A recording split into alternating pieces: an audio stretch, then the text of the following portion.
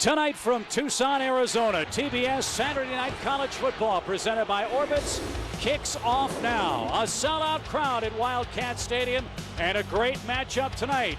The Cougars of Brigham Young University taking on the homestanding Arizona Wildcats. And good evening, everybody, along with former UCLA legend Tom Ramsey. Chip Carey with you from the desert as BYU takes on sensational sophomore Willie Tuitama and these Arizona Wildcats. Bronco Mendenhall in his second year with the Cougar program, Tom. Very young, very goal-oriented, a 6-6 year with a bowl appearance for BYU. He's not satisfied with that. He wants this program to be taken to an entirely new level. He really does, and I think one of the emphasis that he's really trying to drive home is BYU needs to get back to winning championships. Last year they finished second in the Mountain West Conference. They did get a bowl bid. They lost to Cal in the Las Vegas Bowl. While it's a great effort, 6-6, no one was satisfied. Great efforts at times for the Wildcats last year, and their third-year coach, Mike Stoops. 2 3-8 seasons, however. Folks here are a little nervous about that, but Stoops says, look, I've got the players in place, I've got my staff in place. The only thing we haven't done yet is win. Perhaps this will be the year. Well, and it looks like they have the fans in place tonight. They really have a lot of it's a sellout for Arizona. They haven't been sold out in 6 years. So how do you get excited about a team that's only won 6 games in 2 years? It's because of Mike Stoops, and it's the fundamental base that they put into place. The coaches are coaching, and BYU's doing the dance. You gotta like the haka dance. But Mike Stoops, he has the right pieces of the puzzle in place right now, and he's got a great quarterback. So a very important ball game for both programs. Arizona trying to reestablish itself. They've got a sellout crowd here tonight, 57,000 fans here. First time they sold out a game in 6 years. And again for BYU with their senior quarterback John Beck and that high-octane offense, a chance for them to establish themselves quickly. Well, I think if you're Arizona, too, you have to be somewhat worried about the BYU offense. They can hang 35 points up pretty quick. And it still amazes me last year, Chip, they scored 50. BYU scored 50 against TCU and lost. How you score 50 and lose, I can't believe it. And that's still the big question mark this year for the Cougars, that defense. A big scheme switch, which we'll talk about when they take over defensively. In the meantime, BYU won the toss. They will elect to receive. Nick Folk, the junior kicker, is going to tee it up for the Wildcats.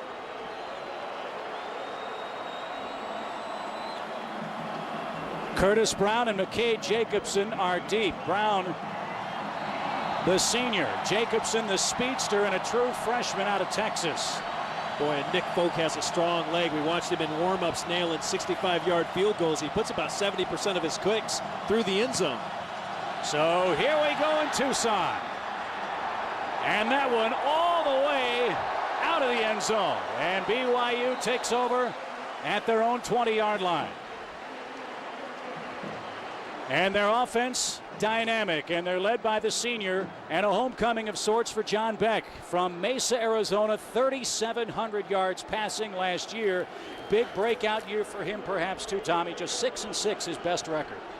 Yeah, you know, he said, he talked to us yesterday, and he's another kid, not satisfied. 6-6 doesn't get it done for him, and they come out right away in a spread offense. And we'll talk more about the unique alignments that BYU uses with that spread offense. And they come out throwing. And they swing it to the right side. Nice tap dance on the right sideline. Ball loose. Who's got it? Arizona's got it on the first play of the game.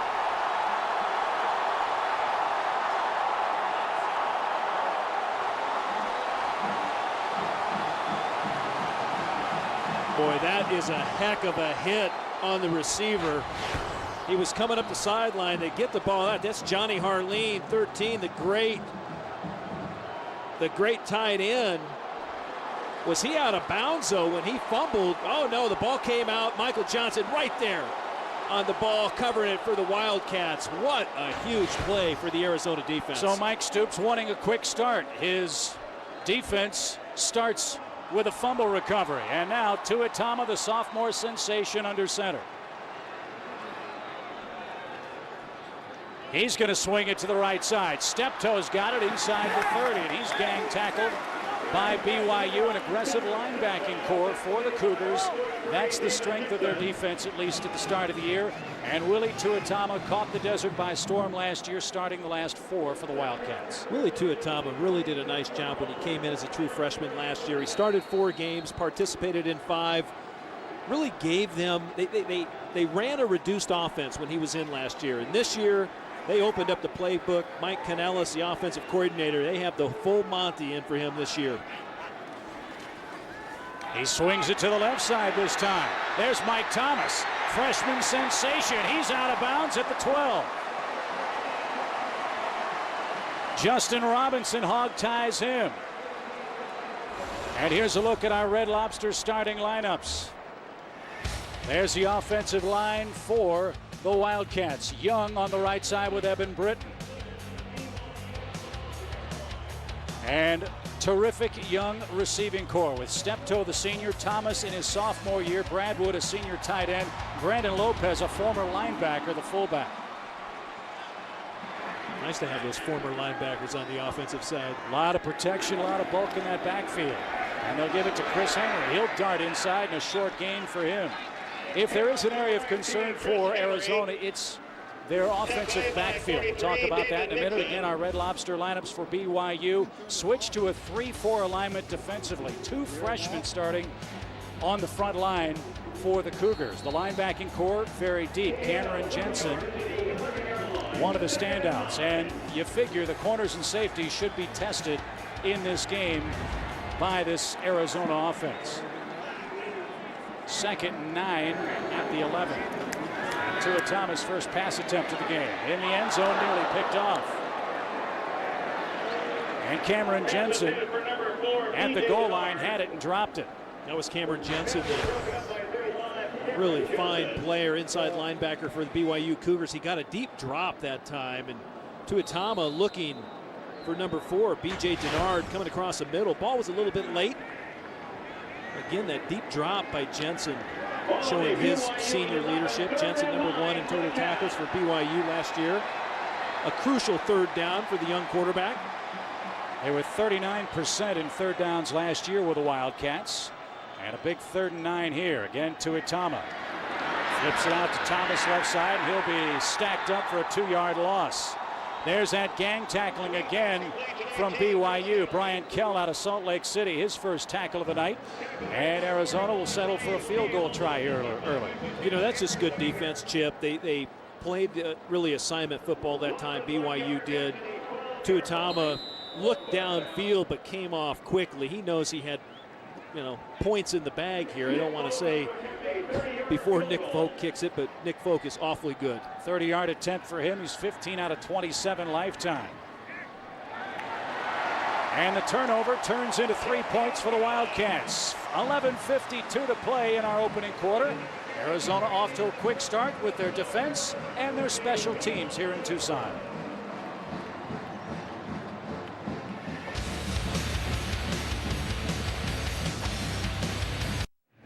And here's the 3rd member of our broadcast team tonight. Let's join David Aldridge. David?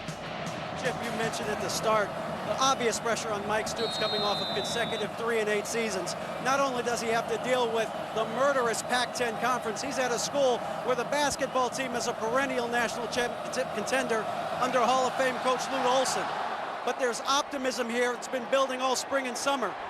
Stoops told us yesterday that he had 100% attendance in his off-season conditioning program, and that he's also been able over the last 2 years to weed out about 20 players that didn't want to get with the program. We'll see if the optimism is it bears out tonight and during the season. But you see the sellout crowd here, the first in 6 years, and one of the most popular t-shirts on campus, guys, simply reads "Stoops before hoops." Chip? That's good. I like that. That's good. When you think about 100% attendance, Chip, what is it? It cooled off. It's 100 today. It's 130 during the summer. 2-back set. And BYU's going to run it up the gut. Curtis Brown, a 1,000-yard rusher last year, and he's stacked up at the line for no gain. And it was interesting, too, talking to Bronco Mendenhall. BYU's reputation, a pass-happy offense. He looks at this offense as a run-oriented offense. Yeah, when you really look at the numbers that BYU puts up, they averaged over 460 yards per game, and that was second in the Mountain West Conference. That was 13th overall in the NCAA. Over 152 yards rushing, over 300 yards passing per game. Again, the spread offense, and Beck connects. As Tonga catches that one for a nice game. 2nd and 2. Make it 3rd and 2 for the Cougars. As you look at the Red Lobster starting lineups, big offensive front line for BYU. They average 317 pounds. Curtis Brown, a 1,000-yard rusher, one of 7 in the history of the BYU program to do that. 1,000-yard rusher and a 3,700-yard passer. Not shabby at all. 3rd and 2. And again, Brown gets it, and he came up a little short, I think. Depends on the spot. And he is about a foot short. It'll be 4th and a foot. Nice defensive stand that time. The Arizona defense really putting their nose in there and making the stop. Bronco Mendenhall knows it's a long game, though, and field position becomes paramount. Make a young quarterback drive the distance of the field. Bring on your punter, and you don't want to get too close to the return men for Arizona. Steptoe, the deep man, Derek McLaughlin. 48 punts last year for the Cougars. New long snapper as well for BYU. Something to keep an eye on that. Perfect snap. And a nice spiral kick. Look at this baby go. Steptoe's going to watch that sail over his head inside the 10, and it's down at the 5. What a punt. And BYU pins Arizona deep. A 65-yard punt. Wow, Derek McLaughlin, how do you take the great punt returner out of the play? You kick it about 20 yards over his head, and that's what he was able to do. So Arizona takes over at their own 5. Leading by a 3-0 score. Tom, let's take a look at tonight's Orbit's fast and easy keys to tonight's ball game. Oh, you take a look at what Arizona has to do. They got to share the load. Don't put all the pressure on Willie Tuatama. They have to play great defense. They started out great tonight. Special teams will make a difference. And then they have to play assignment football, both sides of the ball. BYU is a very disciplined team. Henry gets the carry. He'll pick up 3 or 4 before the Cougars swarm over him. Mike Bell was the starter here, and he's got a chance to start for the Denver Broncos in the NFL, and that's going to be the interesting story in the early weeks, I think, for Arizona. The trio of Henry, Xavier Smith, and Chris Jennings should all see a lot of time at tailback. Yeah, when you look at Chris Henry, he's about 235 pounds, one of the fastest players on the Arizona team. I mean, he is a load. Watching him warm up before the game, he is one big cat. No pun intended. 2nd and 6. Tuatama hammered as he lets go. Ball's loose. BYU's got it. Was it a pass or a fumble? It's an incomplete pass. And Brian Kell absolutely leveled Tuatama. Brian Kell comes from his outside linebacker spot and just ducks inside the blocker, and he just puts the hammer on Tuatama. Watch him. He knifes inside, goes inside. The young freshman, Earl Mitchell, trying to block him, and Tuatama just didn't even have a chance. Well, you know, you talked about Mike Bell just a moment ago. You know, when you lose a guy like him, and he is a great player. He is a 4-year starter for Arizona Wildcats. He gave such a great punch to this offense, so they have to find a replacement for him. And right now, you got a lot of good receivers, of course, all lined up on the right side here for Arizona. 3rd and 6. And a flag on the play. Might be procedure on Arizona. BYU thinks so. And that is the call. And you wonder about the sophomore jitters, as it were, for Tuatama. Big crowd, sell out. The job is his. A lot of expectations for him, and I know that was one of your keys. How does he handle it here early? And I think you have to be careful with a young quarterback, Chip. You don't want to put too much pressure. And any organization doesn't want to put too much pressure on a young quarterback. And there's enough when you have to drive 95 yards for a touchdown. More so when you're on your own 5 and you have a 3rd and 10 you're faced with, because you really can't make a mistake down here. You got to get some positive yards. You got to get away from your own goal line. And it just adds to what number 7's looking at. He's looking at a real aggressive BYU defense as well. So 3rd and 10 from the 5 for the Wildcats. They lead 3-0.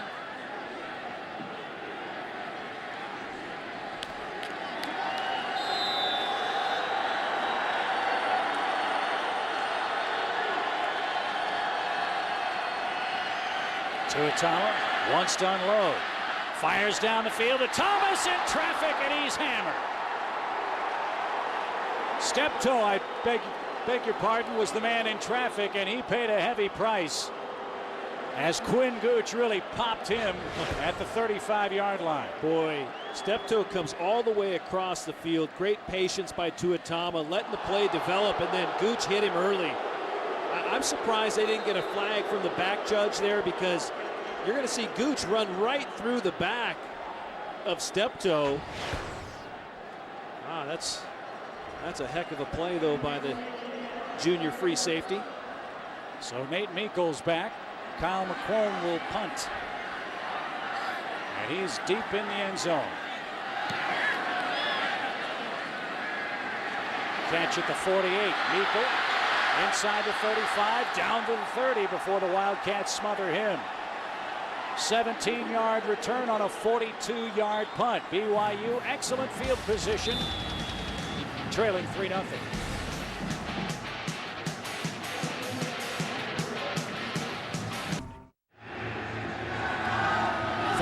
Wildcats in front, 7:57 to play in our first quarter here at Wildcat Stadium. And our 1st and 10 line brought to you by our friends at Napa. And this is where any defense playing BYU doesn't want to be, inside their 30 with a 1st and 10 for John Beck and the Cougars. Now you really have to give. You got to make BYU go the field, go the length of the field. But right there, a great punt return by Michael, and he was able to get up the field quickly. Real nice return, plus 30-yard line for BYU. Get our first look at Fui Vakapuna, the sophomore out of Glendale, Utah. Had a great spring practice, and he's a blazing runner. Keep an eye on Lewis Holmes, number 1 for the Wildcats. He's in on that defensive line, and he's a monster.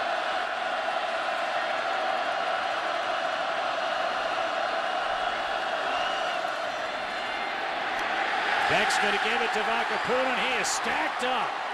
Big loss. Ball comes loose, but BYU smothers. Jonathan Turner at defensive end picks up his first tackle of the night. And now let's join Mark Fine in our Atlanta studios for a Notre Dame update. Yeah, it's right across the street here. Darius Walker, he's from Georgia. Went to high school here, and he runs 12 yards for the touchdown. 87 in the game from Notre Dame, taking the lead for the first time. They're up 14-10, guys.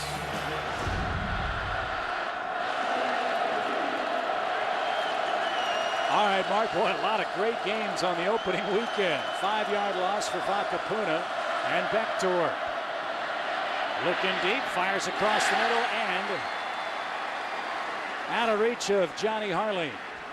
Harleen had the fumble on the first play of tonight's game. That led to the Wildcats' first scoring drive. Well, and Arizona countered against Harleen and back right away with their nickel defense, and that time great pressure by the 2 defensive ends, Jonathan Turner and Lewis Holmes. You see the numbers on Harleen from a year ago, over 63 receptions, 853 yards. 3rd and 15 now for Beck. Back split, they spread out. Cats are coming. They had him and lost him, and then they get him. Flags fly as well. Lester came flying in.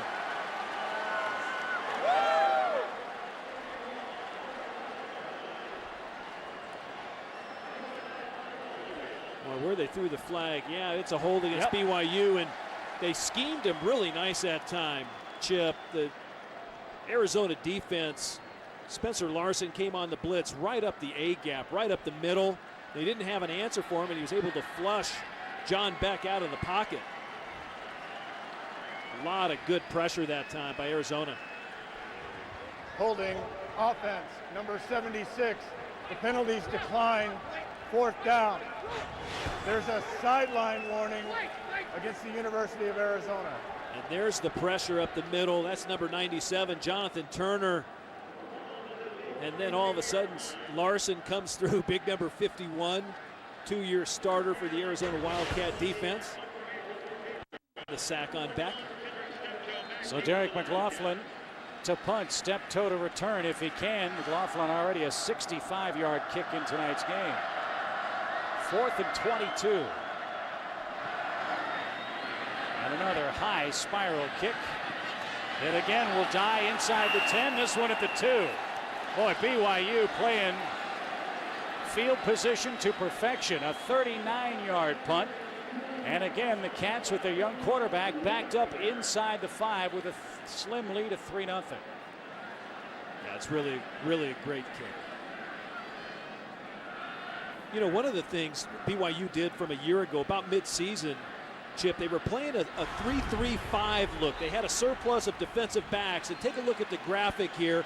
You're going to see 5 guys lined up in the defensive backfield. What they did, they moved one of those defenders down into the box. All of a sudden you have a conventional 3-4 defense. And I spoke to the linebacker coach, Paul Tidwell, about that, along with Coach Mendenhall. It gave them better usage of their personnel, puts them in more position to make plays, and you know, you have to accommodate the personnel you have many times, and that's what they got to, and so far so good for tonight's 3-4.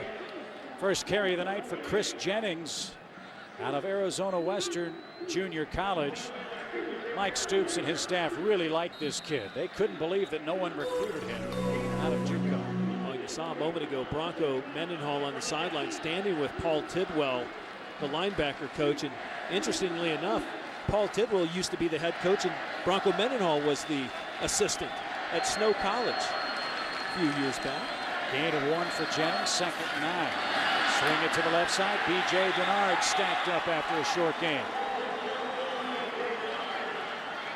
Great defense again, keeping the play in front of you. And, you know, BYU, they're a disciplined football team. They're smart. They're not going to get beat on short little plays. Right there, just good pursuit to the football.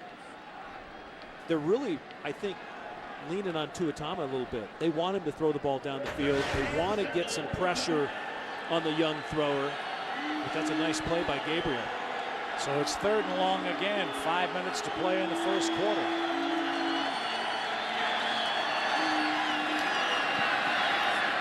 Tuatama fires it to the right side, and again Denard had it, couldn't hang on.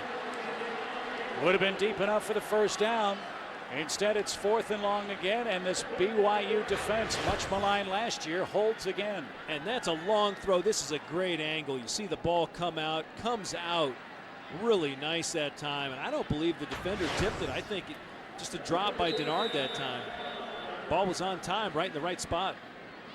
So Nate Meikle drifts back again. And Kyle McQuone another punt. And again, he's backed up as far as he can be in that Arizona end zone.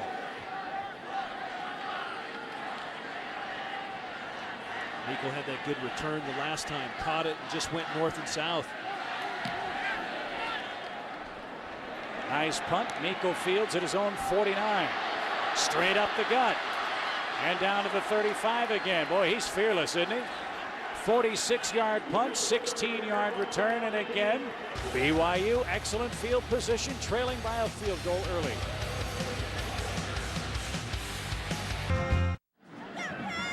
BYU has it at Arizona 34, down 3 points, and we invite you to log on to SI.com now for the latest news, scores, stats, analysis, and more. For more on college football and Stuart Mandel's power rankings, go to SI.com today.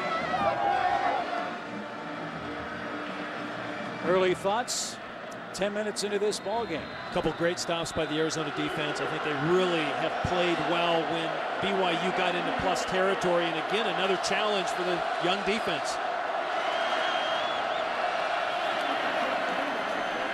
Back all kinds of time. And Zach Colley handles, senior out of El Dorado Hills, California.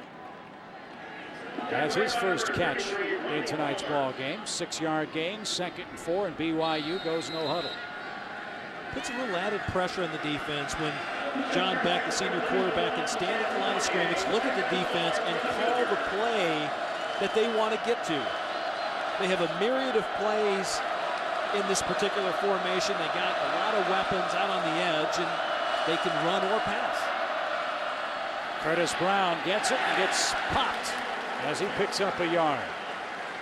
Spencer Larson nailed him after a short gain. 3rd and 3. Nice play by Larson, staying home. Really good assignment football. They tried to squeak him out the backside. Larson right there, putting the hit on number 6, Curtis Brown. You don't realize how good a runner Curtis Brown is. He scored 16 touchdowns a year ago, 14 on the ground, 2 through the air, but he's such a great weapon because, again, a big guy, 6 foot, over 200 pounds, and he can make some long runs on you as well. Back in the shotgun, calling timeout. Didn't like what he saw in that Arizona student section, really hollering at him as the play clock was trickling away. Smart play by a veteran quarterback. Don't rush the play, call timeout, get to the right play. Well, Beck follows in a long, long line of outstanding quarterbacks in the history of Brigham Young University. And there's been a bunch. Gifford Nielsen, old number 14, looking downfield. Mark Wilson played with the LA Raiders. Years gone by. Mark Wilson, 6'6", and there's my favorite, Jim McMahon, still playing golf barefoot somewhere. Did learn the Super Bowl shuffle at BYU. Yeah. Steve Young, he went on to great football fame. Robbie Bosco, look at that throw, huh? And Ty Detmer, how many yards did he throw for, Chip? That's a ton. That's my trivia question for you. A ton. A ton is a good answer. John Beck, you saw he led the Mountain West Conference a year ago, over 300 yards, passing 5th in the NCAA. And he asked me if he could play at the next level, and unequivocally, I think he's a great player. He can play, in the NFL. And as he said to us yesterday, though, going 6-6, that's not his dream coming to BYU. He wants to go win a championship, and you got to get it done against a tough Arizona defense tonight to start it out. And a big 3rd down conversion chance here, 3rd and 3. 3 wideouts to the right side.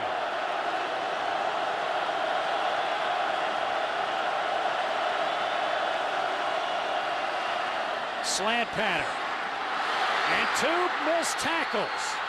And inside the 10, a huge pickup on 3rd down for BYU. Michael Reed, sophomore out of Baytown, Texas, caught it in traffic, took some punishment, picked up some extra yardage. Michael Reed shows great concentration. He knows he's going to get hammered on the slant. He's able to make the catch, and then it's the run after catch, Chip, right here. Bang! He gets hit by Larson, able to spin off, and Reed, he's a 200-pounder. It's a nice size for a wideout, 18 receptions last year, 13-yard average, a TD. And Dominic Patrick saved one there for the Wildcat secondary. 1st and goal for the Cougars at the 8. Tonga with his 2nd carry tonight. Marcus Smith stacked him up after a short game. 2:38 to play in our opening quarter. BYU driving after a big 3rd down conversion. Yeah, Manas Tonga's a nice transitional back. You hammer him with Curtis Brown, number 6, and then you're able to run Tonga at him. Tonga's about a 235-pound player. They use him in pass protection as well. He's lined up right to the left of John Beck. Beck's 4 out of 5 passing in the game. Looking right, throwing toward the end zone. Touchdown Cougars. Dan Coates wide open, and BYU has the lead.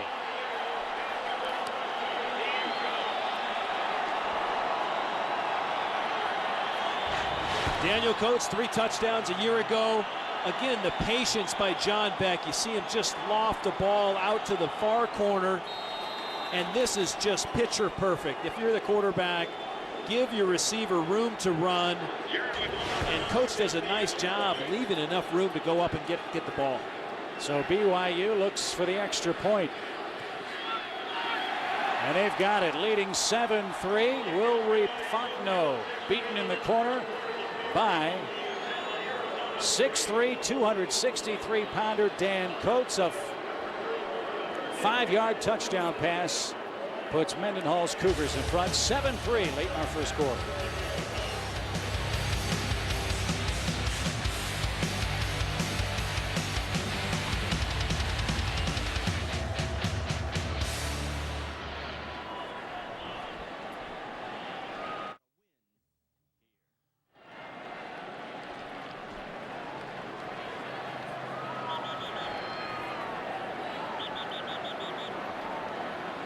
So John Beck, a nice drive and a nice start. He's only fired one incomplete pass. And BYU plays the field position game, Tom, to perfection. And it turns into the first touchdown of the night. Yeah, you know, John Beck, you know, that's what you get with a senior quarterback, Chip. You get patience, you get continuity, and you get touchdowns. He puts a lot on the board, and who averages 300 yards a game as he did a year ago, 7 300-yard games alone. I mean, that to me, he's wonderfully successful on the field, and I think he's one of these players, eventually in time, he'll be wonderfully successful off the field in whatever he does. I joked, I said, Senator Beck. Yeah, one day I'll look forward to that. Cindric Steptoe across the 20. Nice return for him as he stutter steps out to the 25. And Arizona much better field position this offensive sequence. They've been pinned back the last 2 times they've had the ball. Again, under 2 minutes to play first quarter. Are some of those early season butterflies now gone for a young quarterback? Well, you'd hope so. And you know, credit BYU and credit Derek McLaughlin, the punter, for pinning them down inside the 10-yard line on 2 separate occasions. And, you know, if you're the young quarterback, Willie Tuatama, you're looking at 90 or 95 yards down the field. He needs to be worried about getting first downs. They need to move the chains a little bit, get some continuity on offense, get Chris Henry the back some carries, and let him run the ball and pound the ball at BYU a little bit. And so far, this new defensive alignment for the Cougars has looked awfully good. Tuatama rolls right, takes some punishment as he fires it down towards Steptoe. Open at the 30 and down to the 26. Quinn Gooch beaten on that play. And Tuatama with a long completion has the Wildcat fans roaring. Tuatama hung in like a veteran quarterback that time, and Steptoe, watch him. I think it's a double move here. He ends up moving like he's going to run it out, and then he just burns right past the defender. But I got to tell you, the throw and the concentration that time by Steptoe. Boy, Steptoe right there last year averaged over 13 yards a catch, but Tuatama took a beating when he threw the ball, but he laid it out nice. Henry inside, stuff for no gain. Ian Dulon, the freshman out of Kamehameha High School in Hilo, Hawaii, makes the play. That's the other interesting story for BYU. 2 freshmen starting on the front line of that 3-4. He's only 17, is Dulon. You have ties older than that. I do. How'd you know? 2nd and 10. The truth hurts sometimes, I tell you. But you wear it well. 7-3, BYU in front. Closing moments of the first. Earl Mitchell, the man in motion, as Tuatama drifts back. And Anthony Johnson's first catch. Close to a first down, and he'll have a first down. Aaron Wagner, his 3rd tackle of the night. Nice route that time. Anthony Johnson gave Willie Tuatama a nice target, sat down, showed him his numbers. You're going to see him come. He'll be on the left side of the frame and sits down nice against a zone defense. Tuatama had 3 guys open, so he did the great job. A little play action inside. Got the ball to Johnson. Johnson's a big target, too. 6'2", 200-pound junior. 32 receptions last year. Yeah, he's their size receiver. Yep. Steptoe and Thomas, the speed receivers. And Henry tries the left side. He'll pick up 4 or 5 yards, and he's down to the 11. Good running by Henry that time. That's one of the things Mike Bell, last year's senior running back for the Wildcats, did so well, and that's what the Denver Broncos liked about him. A one cut back, he came to his left, and then Henry knifed up the field, and you know, the key to any running game, you got to get yards quick. The defenders, there's 11 guys coming at you trying to take your head off. Get up the field. So Arizona is getting up the field. They're driving. First quarter in the books. Cougars 7, Wildcats 3 here in Tucson.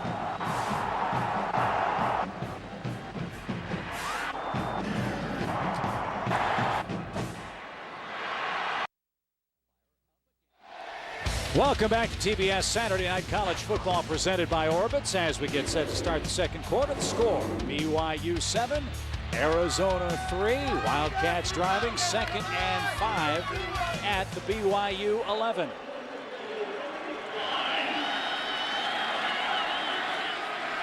Thomas changing the play. Did that real effectively against UCLA last year. A big upset win for Arizona. He'll swing it to the left side. Mike Thomas. He's got a first down and delivers a blow inside the 5. Quinn Gooch, his second tackle. Beg your pardon, Chris Henry, the man that made the catch. Boy, and Arizona's got 1st and goal. Henry is a big load. Catches the ball nicely, too. They got him the ball quick, and he had a lead blocker out in front, and then he went and punished one of the tacklers. Look at the size of him. That's a guy that spent his summer in the weight room quite a bit, as did a lot of the Wildcats. 6 feet, 215. That might need some adjustment. 235, yeah. Oh, yeah. He's probably a biscuit close to 240. Xavier Smith in. Tuitala to the end zone and knocked away. Anthony Johnson, the intended receiver. BYU played that very well. Justin Robinson, the man burned on the long gain earlier, knocked that ball down in the corner. Well, they try and get the fade here. It's a 3-step, and then it's push to the corner. Go strong with your hands. Anthony Johnson does, and really that's face guarding. That's as good a face guard as you're going to find in the NCAA. Justin Robinson, the small corner at 5'9", 162, doing a great job, but should have been a penalty. Johnson had a hamstring problem. Robinson, I beg your pardon, had a hamstring problem, also a concussion in practice last week, but obviously good to go here tonight. I think they did call. I think they did call him on the face guard. First down. First down inside the 5. Yeah, at the 2.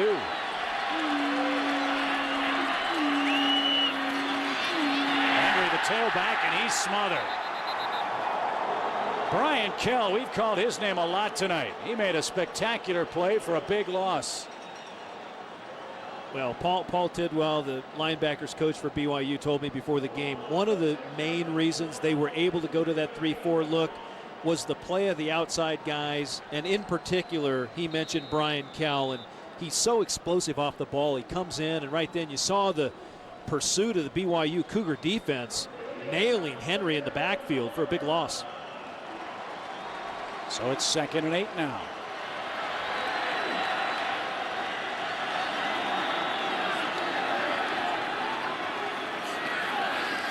Tuitama all kinds of time, and he fires incomplete. Tuitama will look back on that play, Chip, tomorrow during the film session. He'll say, you know, why didn't I run that? Because all of a sudden it was like the parting of the Red Sea. It opened up in front of him, and instead of throwing that ball away, try to get something. Try to make something happen with your legs. He's got a good set of legs, and just trying to get too much out of a play there. Well, he tried to hit Earl Mitchell, and that's if there is something to be concerned about for Arizona, it's a high-risk, high-reward situation with the sophomore quarterback, Tuitama. Another 3rd down facing the Wildcats, 0 for 3 so far tonight. And they don't get the play off in time, or do they? They get time? They did get the timeout. So Tuitama saw the clock trickling away, and it's a 7-3 BYU lead, and another big 3rd down coming up for the Cats.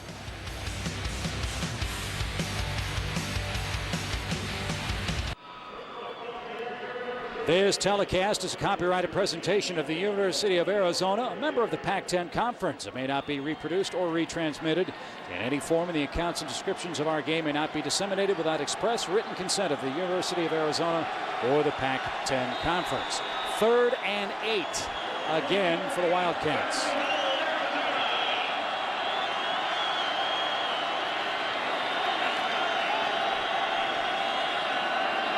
Play clock at 10. And Tua Thomas swings it to the right side. And Anthony Johnson gang tackled at the 5. So they can't convert the third down. A chance for another Arizona field goal here. And that would have been a big lift for the Arizona offense, looking for 6 points. They went back to the possession receiver, Johnson. And again, BYU defending the pass and 3 wide receivers very well, playing zone, keeping the ball in front of them and making the play. 22-yard attempt for Nick Folk. Hash mark right. And we got a 1-point game. So 12:53 to play in our first half. BYU 4 out of 4 in stopping the Wildcats on third down. They've got a 1-point lead. Bronco Mendenhall talking to his defenders coming off the field saying great job, and they really did a nice job that time. Arizona with a 1st and goal on the 2, and BYU able to stop them. Key play, how they got down there. Tua Thomas throwing the long ball to Steptoe, 48-yard gain off that play action. And the BYU defense, their philosophy pretty simple. Bend, don't break. So far, that's been perfectly executed in the first half tonight. You know, and that philosophy keeps you in a lot of ball games, and not only football, right? In a lot of different sports, but especially football, it's a game of field position, and that's where special teams weigh in so importantly. And when you have good kickers and good punters, you can really take advantage of those and put your defense in a good position to make plays. Folk has belted the ball through the end zone twice in tonight's game. He'll try to make it 3 out of 3 as McKay Jacobson and Curtis Brown await. And it's going to be Brown. He'll bring it out. And he gets it out to the 19, maybe the 20-yard line. Nice return for Curtis Brown. And BYU takes over 1st and 10 with 12:42 to play in our first half. Tommy, let's take a look at our KFC Bowl Poll question tonight. What Mountain West Conference team has the best chance of going to a BCS bowl game? Is it Utah, BYU, or TCU? Text your answer to 88222. Your thoughts on our Bowl Poll question tonight? It's very early in the season. That's what I'll say. You know me. Spoken like a true analyst. Sitting right on the fence. Brown and Tonga the backs. Beck swings it to the left side. Brown makes a nice move as he catches and stumbles across the 20. Well, BYU, of course. I think Utah lost today. Or they're losing. I know. Right here, Beck under center for one of the first times. Comes off to his back late. Takes a shot. Curtis Brown almost makes a guy miss. It's a nice tackle in the open field. Number 24, Marcus Hollingsworth, coming up, tripping him up. Brown, yep. Nice all-purpose back, 53 catches last year for BYU. He takes it up the middle, gets slammed down as he crosses the 25-yard line. Ronnie Palmer with the hit on Brown. And that's what Brown can give you. He can run between the tackles, and he can get out and flare for you. He can get down the field, make plays. First team all Mountain West Conference. But as you said, he had 53 catches. That's a big part of an offense when you can dump a ball to a great runner and let him run. And of course, he had 2 touchdowns receiving. Last year, averaged almost 9 yards a catch. Big third down defensive stand perhaps for Arizona here. 3rd and 5. Flags fly. Miko with the catch. But flags flew before Beck turned it loose. And talking about that Brown situation for BYU, with 4 wide receivers and a running back that can catch the ball, that's an awfully tough scenario to defend. 5 guys with excellent catching skills. It really is. And we asked the Arizona coaches, what makes this BYU offense so difficult? It's the fact that they release 5 guys into the route all the time. And you have to be accountable to cover those 5 guys. Miko lines up. He's right here. He's going to come underneath. And, you know, again, Beck showing great patience, waits him out. They know exactly how far they have to go for the first down. Completion, change move, but that time the flag came out. Now they have to go longer. 3rd down. I think Johnny Harleen, he's been a little quiet. I think you'd want to get the ball to your big tight end. He'd line up in the slot. Quick drop, and Harline a drop. He's had a rough first half. A fumble. That one hit him right in the paws. And Arizona holds. BYU has to punt. Well, you go to Mr. Reliable in a 3rd and long situation. He comes into the frame, just sits down again versus zone. The ball really kind of off his back shoulder and not on the numbers where you want the ball delivered. Harline a little frustrated. He wants to catch every ball thrown to him. So Cindric Steptoe drifts back for the Cats. He'll stand at his 35. Laughlin the punt, and another rocket. Man, oh man, this guy's unbelievable. But fortunately for the Wildcats, that one in the end zone. A flag down at the 14-yard line. Wow. 79-yard punt by Derek McLaughlin. And it's holding on BYU. Boy, and if you want to count the fact that, and that's from the line of scrimmage. If you want to count the fact that he's, 12 yards deep. What, 94 yards, thank you. Just a 94-yarder. Hey, how far did you punt it tonight? 94 yards. Ray Guy style. Now let's see what Arizona does. They back him up after the hold. They get it 1st and 10 at their 20. Holding. But the way McLaughlin's punting tonight, keep the ball away from him. Well, and that time Arizona, repeat 4th down. That time Arizona put a lot of pressure on McLaughlin, and he just crushed the ball when he hit it.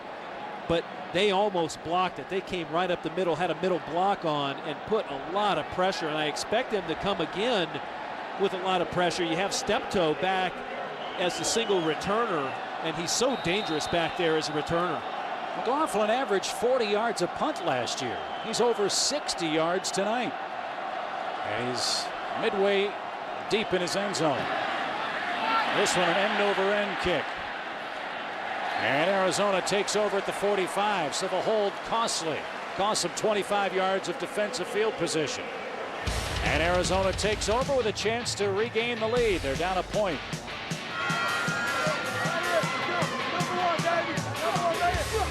So a holding penalty on a booming punt gives Arizona possession. 1st and 10 at their own 48-yard line, down a point with 10.5 minutes to play in the first half. And Arizona with their best starting position since their fumble recovery on BYU's first play of the game. That put Arizona starting at the plus 33-yard line. Right now, Willie Tuatama starting almost at midfield at his own 48. Willie Tuatama, the true sophomore. No pressure. No. And no pressure for Chris Henry. Taking over for Mike Bell. He's the single setback. Tuatama rolls left. Under pressure. Fires it down the sideline and nearly picked off. Justin Robinson played that ball well. Intended for Mike Thomas. Yeah, Robinson did. He did play it well. He played the receiver very well. Numbers on Tuatama. 8 of 14, 91 yards. He almost had a ball picked off early on the first drive, and I think he gained some maturity. He doesn't really want to force the ball in there. That time he took a shot down the field, but again, you got to give your receivers an opportunity to catch the ball, and that's the key for any quarterback. Tuatama's been under pressure a lot tonight. And Kell's been very busy. And Henry the give. Big hole opens up for him as he crosses midfield, and a flag flies in. Might be a hold on the Wildcats. That'll negate a nice gain by Henry. It was a nice gain. It was finally going to set up Arizona with the 3rd and short, holding on Arizona. Just a zone run that time. Off tackle. They pull the guard around. Can't really see where the hold was.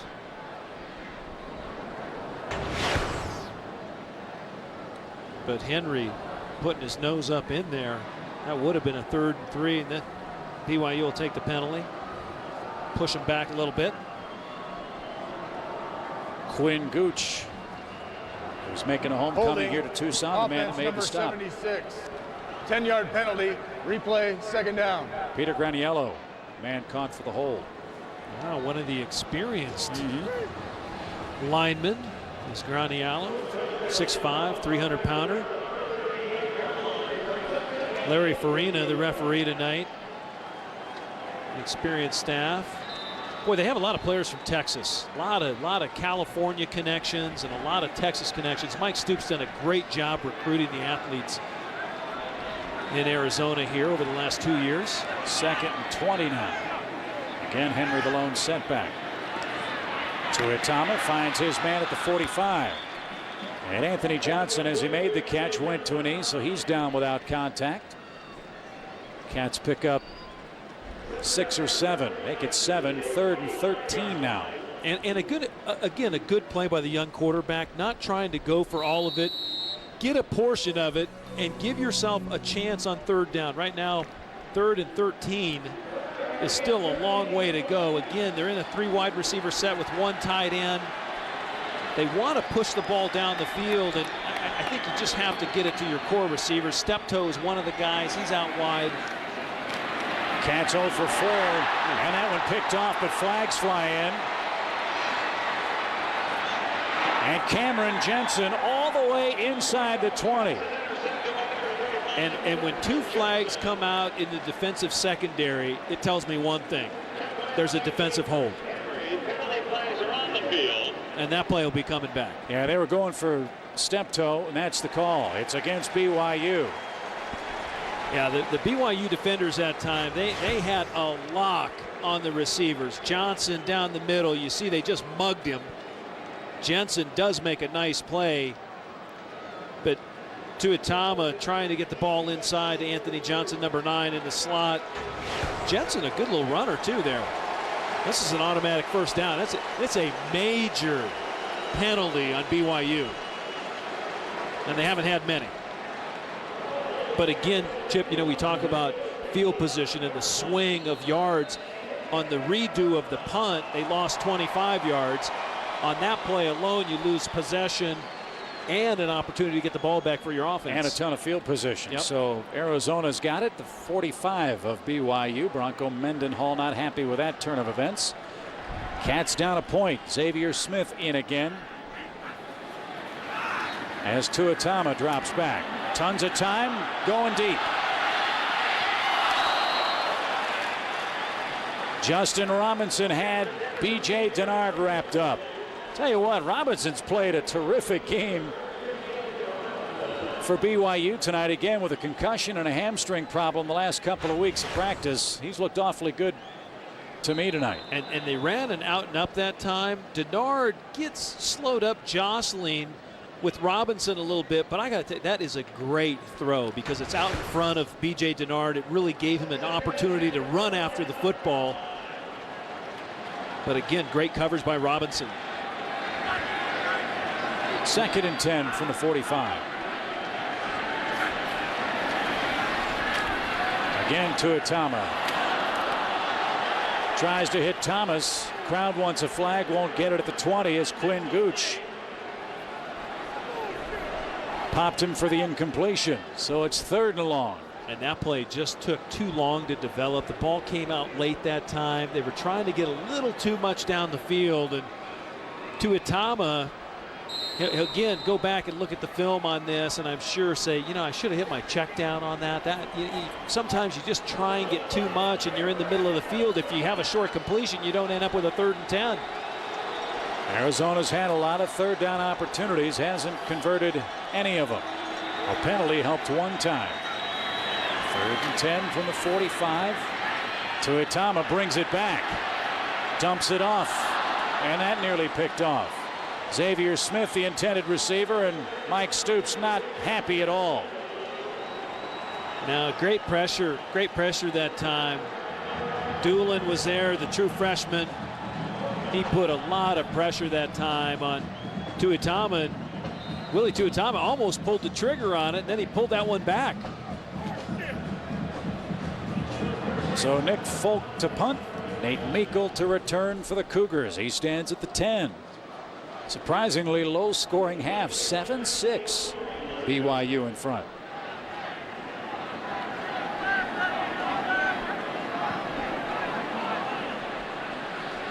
And this ball will trickle inside the 10, down to the 2. Wow. Excellent pooch punt, 44 yards. It's 7-6. Cougars take over. We send it back to Mark Fine. All right, thanks, Chip. Southern Cal and Arkansas, USC getting all they can handle, but John David Booty, well, he's showing off that arm, finding Patrick Turner for the score. 23-7. USC leads it right now. And 1 minute, 10 seconds left. Notre Dame up 14-10, getting ready to punt it away to Georgia Tech. Will have one more chance, guys. All right, Mark, thank you for the updates. Brown and Vakapuna, the backs, and the crowd really hollering it back. 1st and 10 at the 2.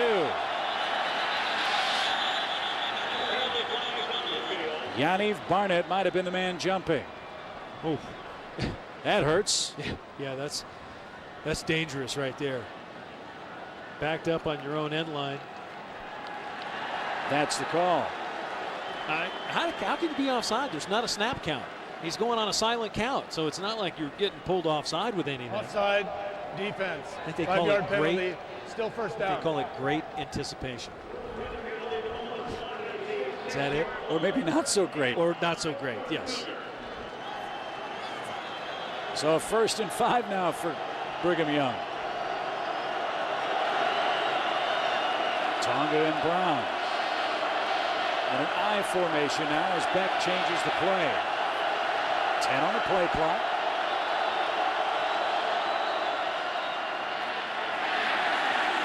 Oh, tough sledding against a tough Arizona defense. One of the only times BYU's lined up in a traditional I, straight I set that time. Smaller splits with their linemen. Arizona giving them a little bit of the business. Antoine Cason there with his partner, Jonathan Turner, defensive end. Cason voted one of the captains for the team and a 22-game starter. Really has believed in what Coach Mike Stoops is putting together, and he knows as a player, in talking with him the other day, they're committed to turning it around. And when you hear from a young athlete like that, it really, you got to be proud of what they're doing out there. Beautiful toss to McKay Jacobson from John Beck. And Jacobson, a kid that went 63-1 at South Lake Carroll High School in South Lake, Texas. They love this kid. He has got incredible speed. His first catch, a first down. And South Lake Carroll, let's give him props. The quarterback that he had in high school, Gregory McElroy, a signee at the University of Alabama. So he had some real people throwing to him as well. So BYU out of a hole, 1st and 10 for them at their own 18. They lead it by a point, under 7 minutes. Play action for Beck. He'll fire left side. Wide open, ball dropped and incomplete. Michael Reed had it hit him right in the letters and he couldn't hang on.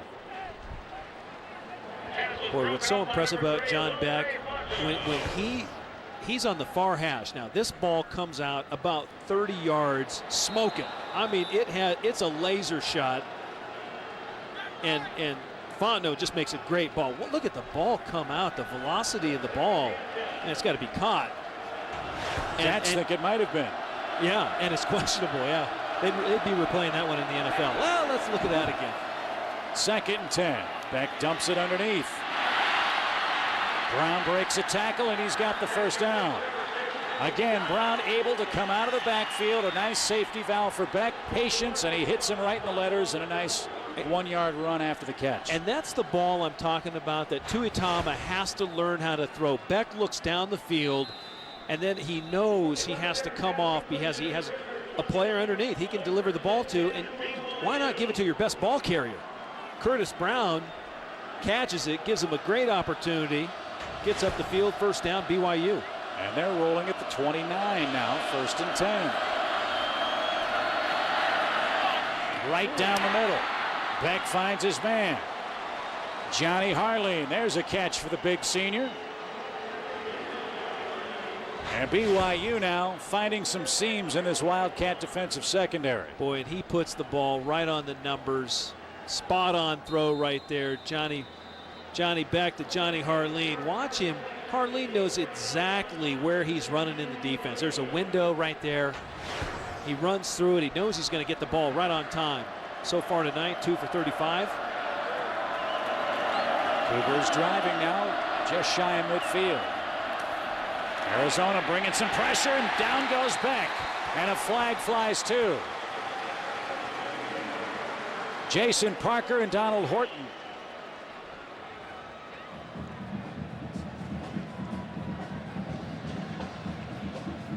I mean, Beck gets rid of the football so quickly you almost never see him get hit. That time he got sandwiched. And he can take some shots too. And a face mask on BYU. That'll move him back. That'll slow down Arizona as well. But you mentioned Beck being able to play at the next level. You did that. As a scout of a quarterback, what specifically do you look for? Fundamentally, he keeps the ball up real high. His eyes are down the field. He's always moving his feet. And when he goes to deliver the ball, he's not overstriding. He's not overthrowing. He really has great mechanics where, you know, you see the great baseball pitchers. That's a 15-yard penalty. Replay, first down. I don't want to infer for a moment they're not throwing hard, but the great throwers don't look like they're throwing that hard. But the ball comes out on a line, and Beck has that kind of ability just with his fundamentals and what he's able to do. And any guy, again, who averages 300 yards a game, and he did that over the course of 12 games last year, over 3,700 yards. I mean, it's impressive when you throw for almost 4,000 yards in college. 15-yard face mask penalty sends him back to their own 34, 1st and 25. Beck again hits his man Brown underneath. He's up to the 45. And again, the key at the end of the day for a quarterback is knowing where all your guys are. If you release 5 into the route, knowing where your primary and secondary receivers are, and more importantly, knowing where your outlet is. You're going to get pressure.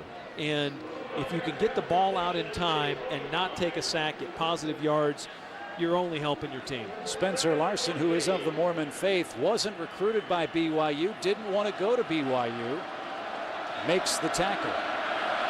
4:48 to play.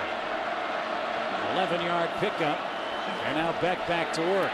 Firing left side, nearly picked off. Great tackle by Michael Johnson. Johnson sniffed that out, and Tonga fortunate to come away with the reception.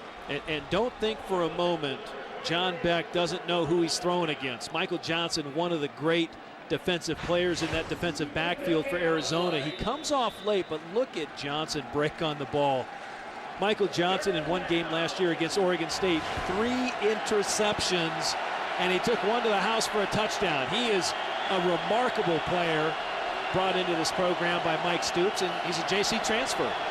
Started just 4 games last year, but was second in tackles. 4 minutes to play, long 3rd down for BYU. Beck hits Miko shy of the midfield stripe. Dominic Patrick popped him. And Arizona holds the face mask penalty, second big penalty that's cost BYU dearly here in the first half. And the Cats will take over as we approach 3.5 minutes to play. Well, that time the Arizona defense stiffened. Great coverage that time by the defensive backfield. Great break on the ball that time, too, by Dominic Patrick. And you know what? If you're Arizona, you got a chance now. 3:25 left in the half. You got your best returner back there. Let's see if Derek McLaughlin can pooch one about 60 yards. That one shanked. And out of bounds at the 31. So 2 in a row poorly struck by Derek McLaughlin. That one's 16 yards. 7-6 Cougars the lead. Wildcats take over when we come back. Arizona takes over down a point as we close out our second quarter. A hot, warm, breezy night in Tucson. And the Cougars from BYU maybe not used to playing down here in the desert. With more on that, let's join David Aldridge. Well, Chip, you know, hydration obviously a big situation here early in the season. Very hot temperatures in the 90s. Both teams have different approaches to keeping their players fresh. Arizona's trainers use a well-known sports drink, I don't need to tell you the name, that's filled with extra electrolytes. At BYU, though, they also augment their water supply with pickle juice. They ordered 5 gallons of the stuff before they came down here tonight. They think that 1 or 2 cups of pickle juice is the equivalent of 20 to 30 cups of the other stuff. You know, I'm going to try some right now. I'm not quite sure about it. It's from the Napa region, I think, Chip.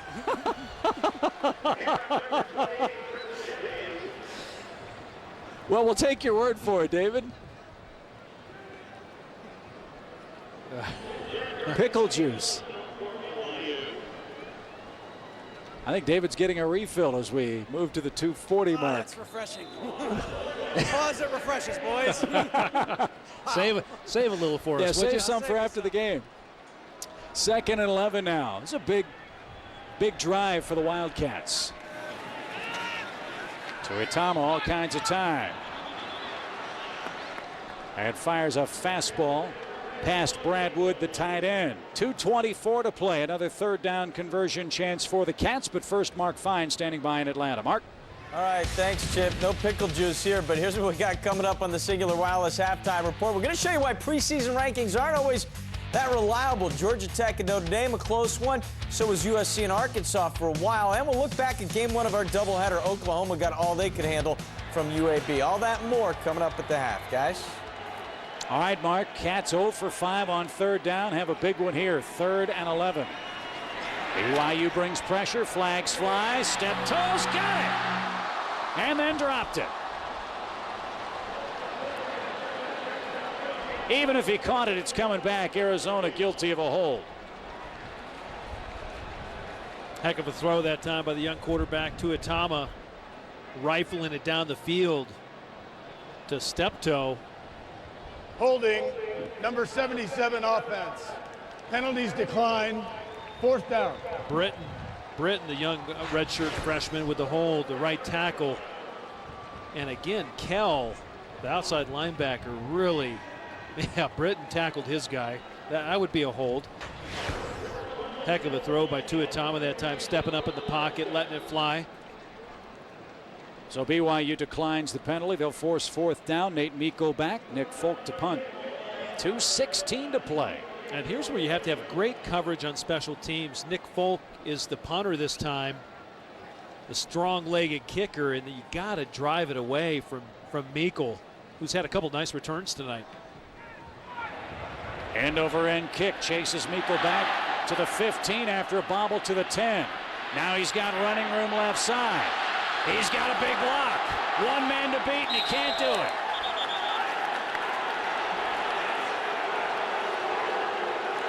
Super return by Miko. 50-yard punt.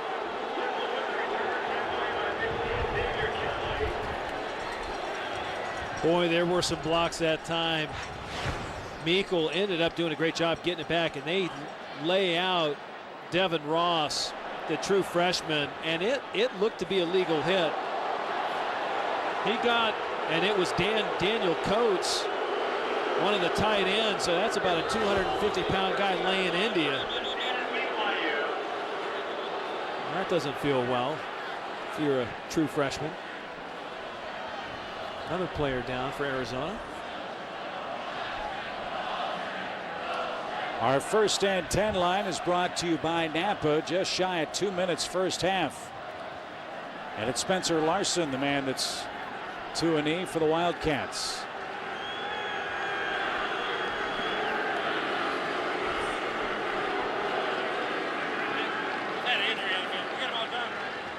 Spencer Larson coming off the field. One of the challenges for Mike Stoops and his linebackers a year ago was having all 3 linebackers healthy at any one time.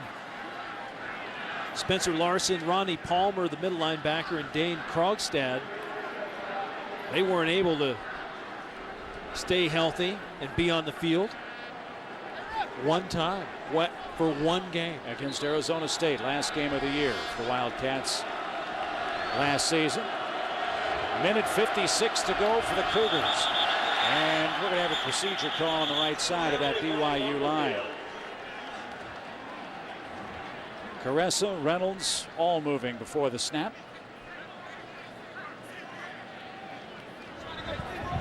Prior to the snap, false start, offense, 5-yard penalty, still 1st down.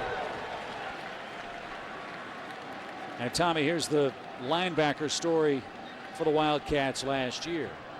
Yeah, Larson was coming off a knee from the previous spring. Palmer hurt his ankle early in the season last year, missed the first 5 games. And then Krogstad missed 6 games at different times over the season.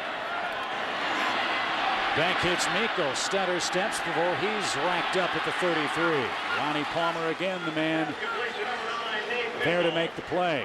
Nice tackle by Palmer on a very fast wide receiver. Palmer, another player out of Texas.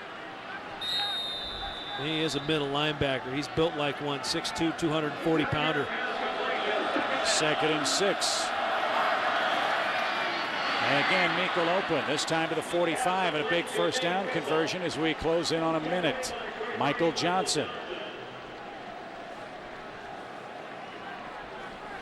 I wonder when the last time BYU was under 14 points at halftime. They're driving now, though, with a minute to play. Back again, nearly picked. And Zach Colley with the reception inside the Wildcat 40. Well, that time, Antoine Case in the veteran corner went for the pick. And Colley that time, watch John Beck shades the plate to the outside, and Kaysen goes for the pick. Zach Colley, the experienced receiver, really kind of throws his body in the way, protects the football, and good for another first down by BYU. Here comes the blitz. Beck and the Cougars pick it up. Down he will go at midfield. Lewis Holmes, the big defensive end, 6'6" out of Fort Lauderdale, Florida. Big stop there. Originally hometown Fort Lauderdale, he came out of Scottsdale Community College right up the road in Phoenix. Watch him come off the edge. He is a good looking, he was one of the top prospects in the country coming out of JC. Timeout by BYU, and Lewis Holmes, man, he is all of 6'6" and 270. Yeah, he was the #1 ranked junior college transfer.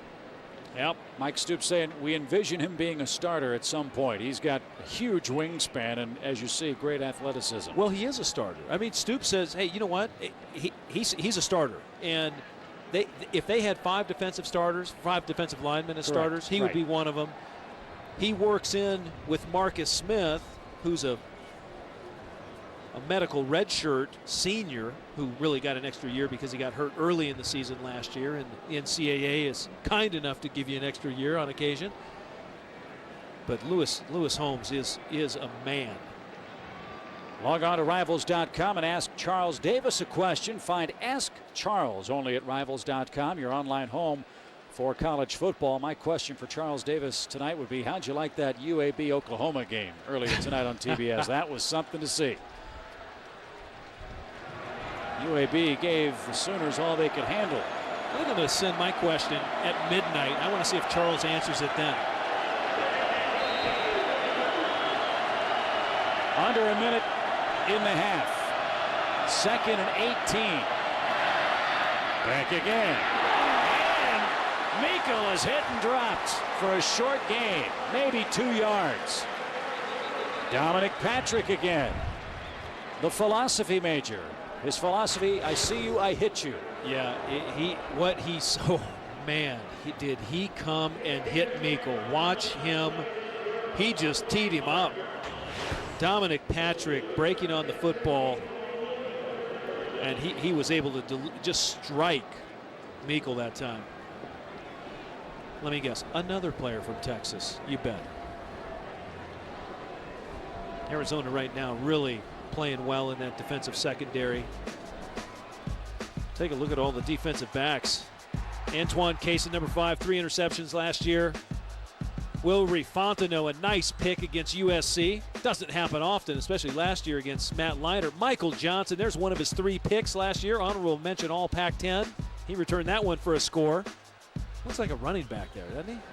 And it's interesting, too, BYU hasn't really been able to stretch the field tonight because of the play of the defensive backs. Are settling for a lot of slants and dump pass plays. They have a lot of respect. They have a lot of respect for the corners, and each of the corners, Fontenot and Kaysen. I mean, when you think about experience in the NCAA, and especially at Division 1A level, 22 starts, they haven't missed a snap at corner. I mean, those are guys that are playing a lot of downs and seeing a lot of balls come their way. BYU 1 for 5 on third down. 3rd and 16 with 46 seconds to play in the half. And another flag flies, another procedure call, I think. What's really helped out the defensive backfield this year, too, is adding a player of Lewis Holmes' ability. 5-yard penalty. Still third down. You have a bona fide superstar at defensive end now, Chip, and with that pressure, it gives those defensive backs, if it's half a second or a split second, it gives them that much added time and a way to read the quarterback. And trust me, John Beck knows who number 1 is. 7 costly penalties for the Cougars in the half. They're backed up to midfield. 3rd and 21 now. Pressure. Beck tied up, loses the ball. Who's got it? Still loose. Arizona's got it.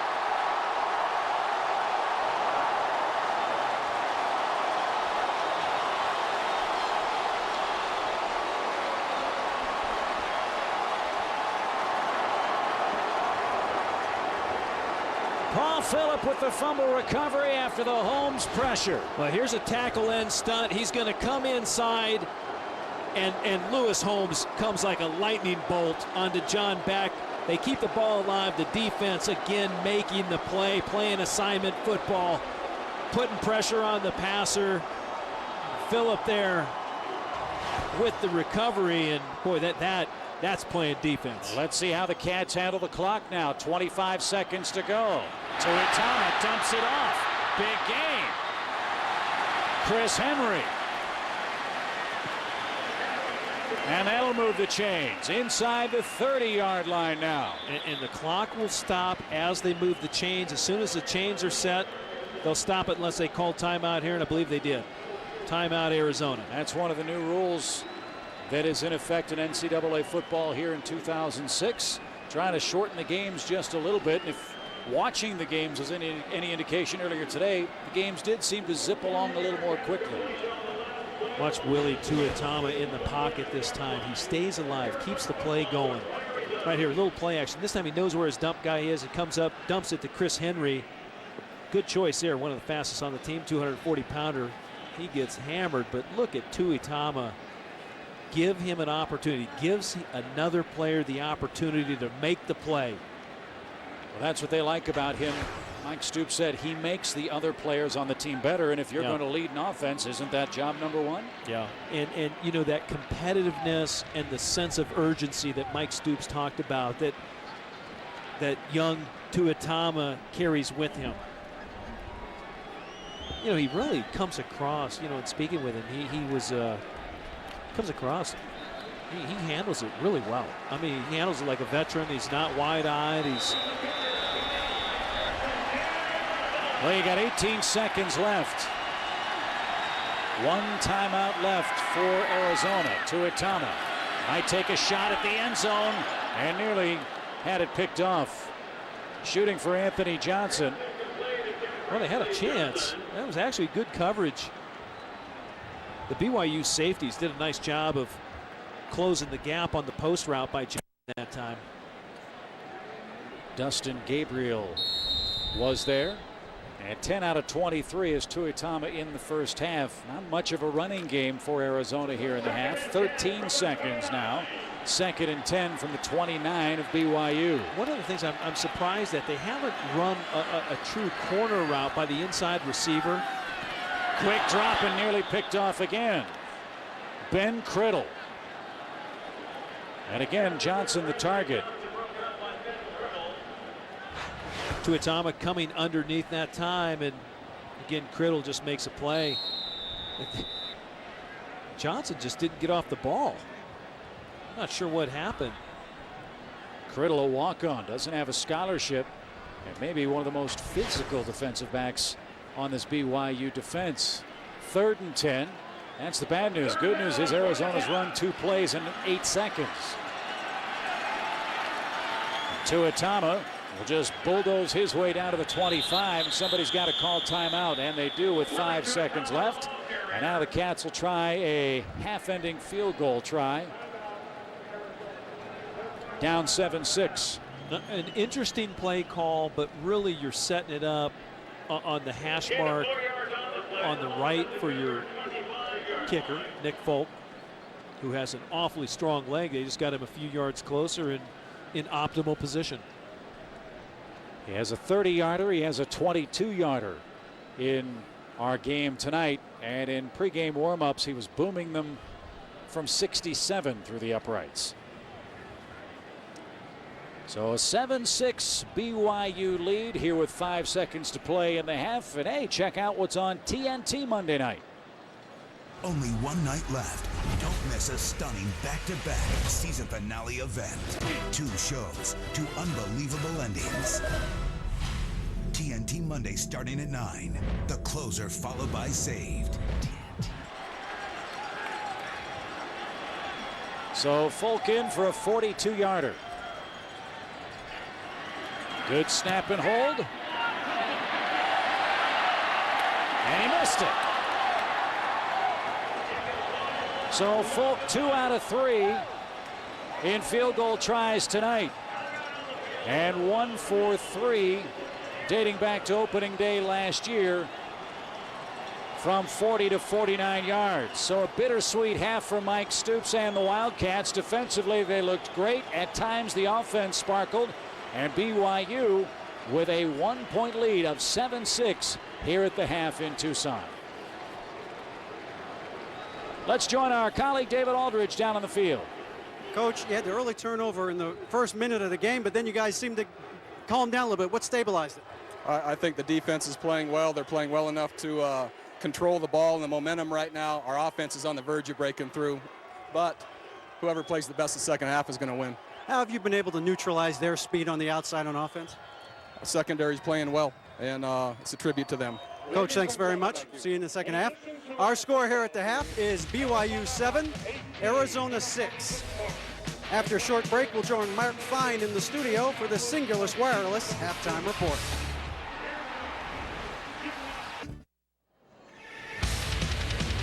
CBS Saturday Night College Football presented by Orbitz as we get set to start our second half. Our score, Brigham Young 7, the Arizona Wildcats 6. With Tom Ramsey, David Aldridge, Chip Carey back at Wildcat Stadium. And Tom, maybe the biggest surprise of all the first half, a defensive struggle, a negative 9 yards total rushing combined by these two teams. They were 1 for 13 combined on third down. Well, I think Mike Stoops and the Arizona Wildcats defense, the secondary's played great against John Beck. It's really made John Beck, the quarterback at BYU, come off from primary receivers, check down, throw it underneath covers. And on the other side of the ball, I think the BYU secondaries, we heard from Bronco Mendenhall before he left the field, they've had stellar play out of their safeties, in particular in the BYU secondary, and really have limited Willie Tuatama, the true sophomore, from getting the ball down the field. And it doesn't happen often for BYU to be under 10 points at halftime. It did happen last year against Utah. They scored 31 in the second half. That's what they'd like to see in the second half as we look at our first half highlights. The game started inauspiciously for the Cougars. Johnny Harline fumbles on the very first play of the game. That led to an Arizona field goal and a quick 3-0 lead. Then John Beck went to work. Long reception by Reed. That set up a 5-yard touchdown pass to the tight end Coates, and the Cougars jump in front by a 7-3 score. Willie Tuatama had himself a pretty good first half of play. Hit step toe in stride for a big game, and again set up another field goal for the Cats to make it 7-6. And then the defense for the Wildcats stiffened late in that first half. A fumble recovery thwarted a BYU drive, and that's where we stand 7-6 as Folk could not convert a long 42-yard field goal that would have given Arizona a first half lead. Here are your stats. Passing has ruled the day. BYU 149 yards passing. There you see very little, if any, running game whatsoever. That's got to change for both clubs if the offenses are to come to 4. 7 penalties for BYU for 51 very costly yards. And more importantly, Tommy, field possession helped Arizona pick up a couple of those field goals. due in large part to a couple of those penalties. Yeah, BYU's got to turn the tide on the rushing yards if they really want to make an impact on this Arizona defense. And also remember how well that Derek McLaughlin, the punter for BYU, what he was able to do in the first half. He pinned Arizona's offense twice down inside the 10-yard line, making them go the long field. So a touchback is Steptoe. Lets that one bounce around in the end zone, and Arizona's going to take over as we start our third quarter down 7-6. Again, we join our sideline reporter, David Aldridge. David. Well, Chip, they liked their defense in the first half against John Beck. They weren't upset about that. The problem is the running game, as you mentioned. Feel like they have to run the ball a little bit to get some pressure off of Tuatama, to spread out BYU's defense a little bit so that they can get the ball outside to their speed guys a little easier. Chip? Thank you, David. Chris Henry is the man that's going to try to get that running attack started. In fact, that little sneak by Tuatama to close the half for 4 yards doubled Arizona's rushing total in the first half.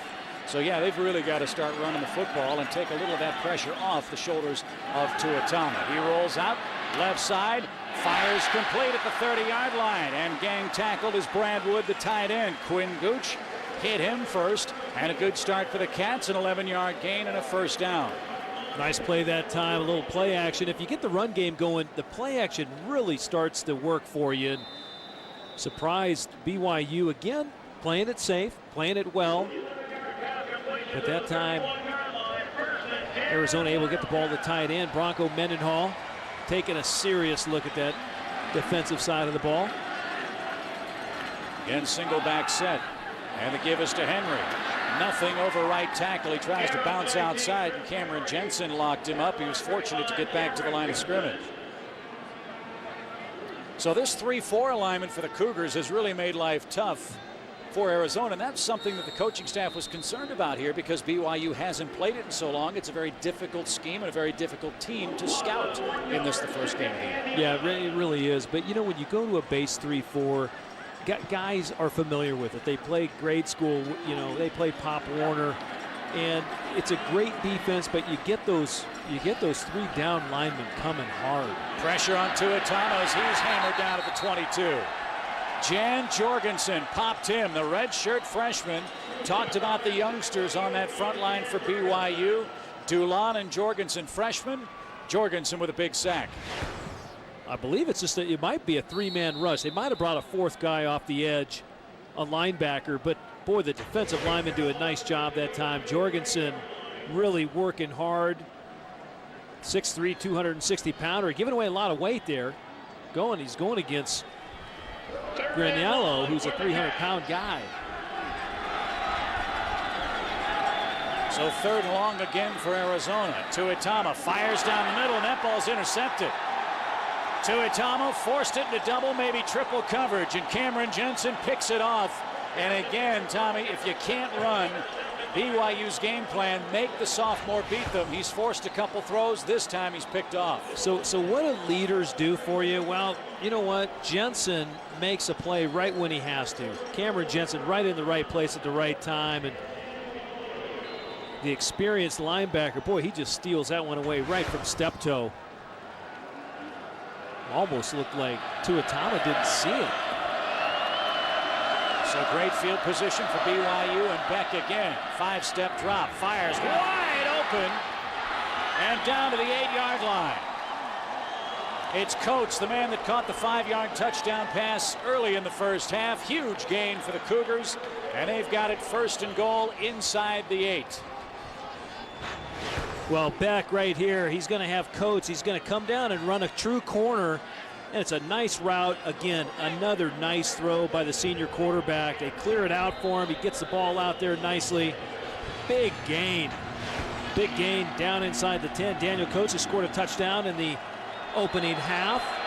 And a nice throw again from John Beck. And a 25-yard gain. Beck 17 out of 20 in passing here in the half. Now BYU tries the right side. Curtis Brown, the workhorse, pounds his way over right tackle, and he's inside the 5. And they're aware of the stats at halftime that we saw. Negative 17 yards rushing for BYU. It's a result of a couple sacks on John Beck, but net, Curtis Brown didn't do much. And here's a guy who came in a year ago out out of 12 games, he rushed. Well, he's got 11 100-yard games in his career, so he's familiar with the 100-yard mark. And they got to get the rush game going. Flag on the play as BYU lined up for a 2nd and goal from the 4. Dead ball. False start. Boy, penalties are really hurting the Cougars. 7 of them in the first half. This will back them up to the 9 now.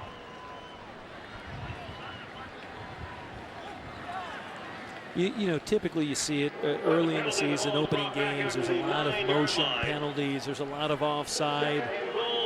Guys are anxious to play, and you just got to settle in and make plays.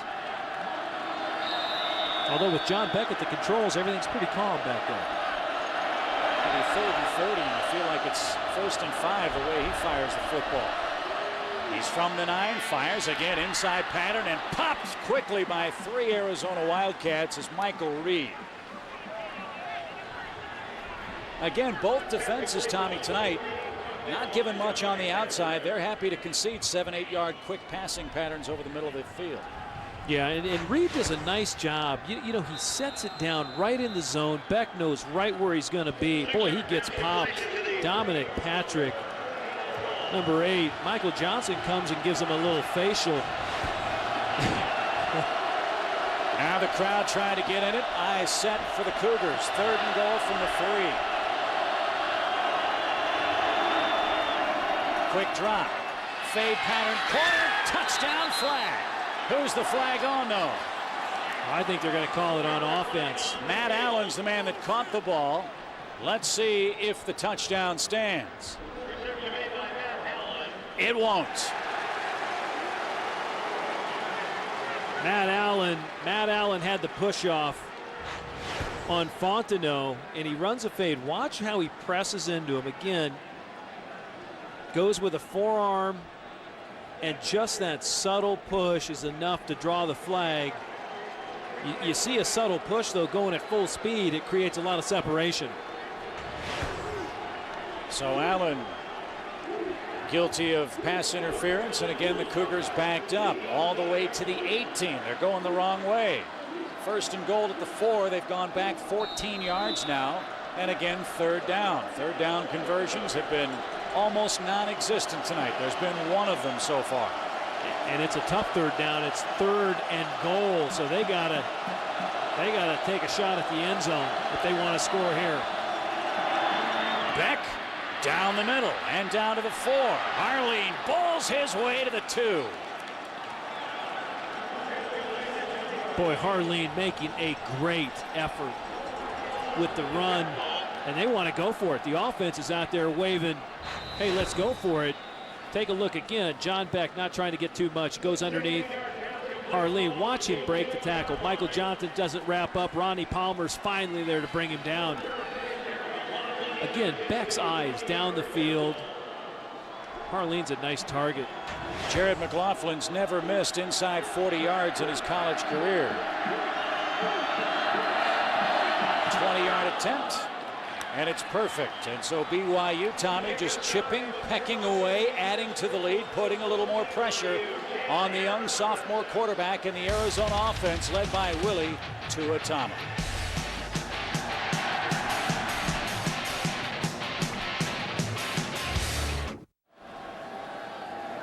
10-6 now, BYU the lead. A shade over 10 minutes to play in the 3rd quarter. Important drive, Tommy, for the Arizona Wildcats. Now, they've had some chances to score, missed it. A long field goal attempt at the end of the first half. You cannot afford to fall too far behind Mr. Beck and BYU because that offense never rests. That's right. You know, points before halftime are always so crucial, but BYU did the right thing coming out. First drive of their first drive for the second half, putting points on the board. And even though they missed getting in the end zone, putting it through and giving them a little bit of a lead, I'm sure makes Coach Mendenhall a bit happier looking at the numbers from the first half. Jared McLaughlin belts that through the end zone for a touchback, and the Wildcats start 1st and 10 from their own 20 with 10 minutes to play here in our 3rd quarter. Again, our 1st and 10 line is brought to you by our friends at Napa. The ballpark a little quiet now, but a huge crowd on hand tonight, and there's really been a buzz all week long here in Tucson, really all around the state, about this Wildcat program. Yeah, there really has. 9th largest crowd in school history, 58,450, but a little bit quiet compared to that first half, and that's what interceptions will do. They'll put a damper on you quick. Play action. Tuitama looking deep, and he's hit and dropped at the 10-yard line. Halapongo powered him to the turf. And they've been hitting him all night long.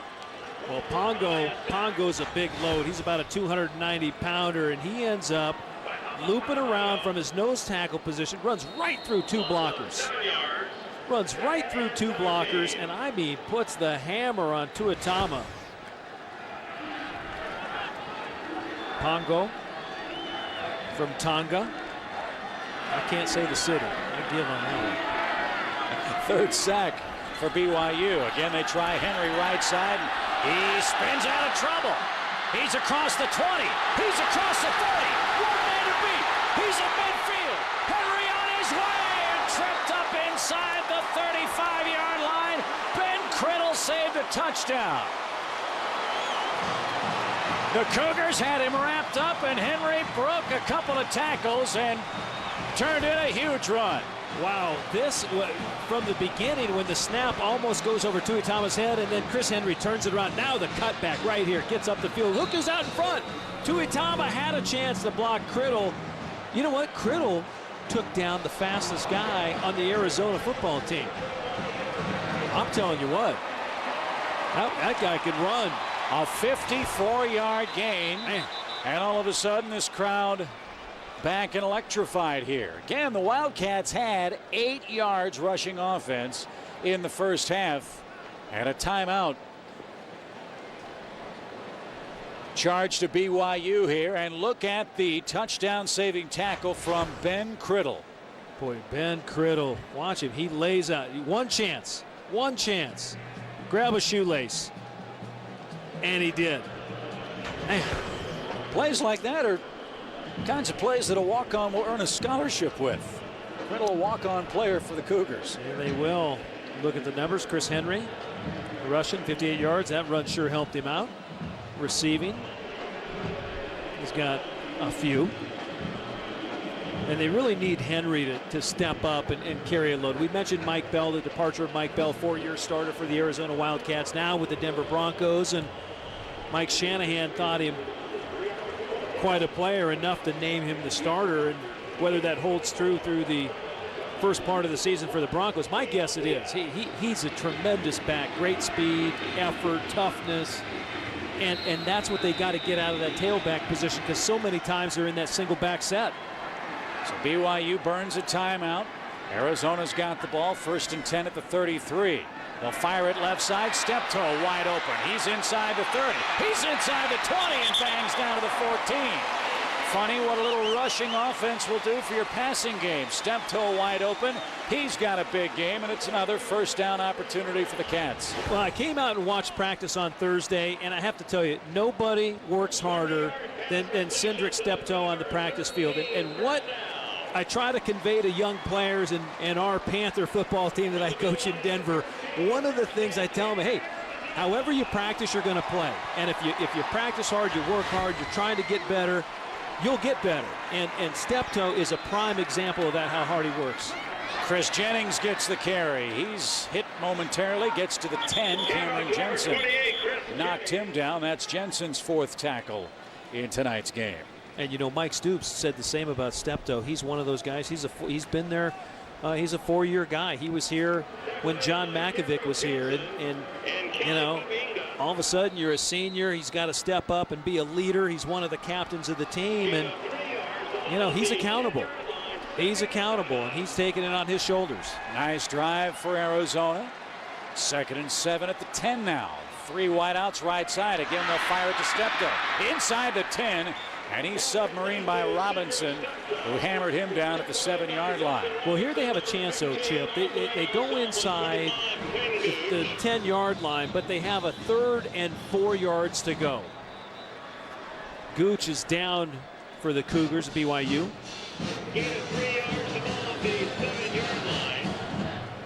And as strong as the linebacking core has been for BYU, if they are a little thin, it would be in their defensive backfield. They can't afford to lose Gooch.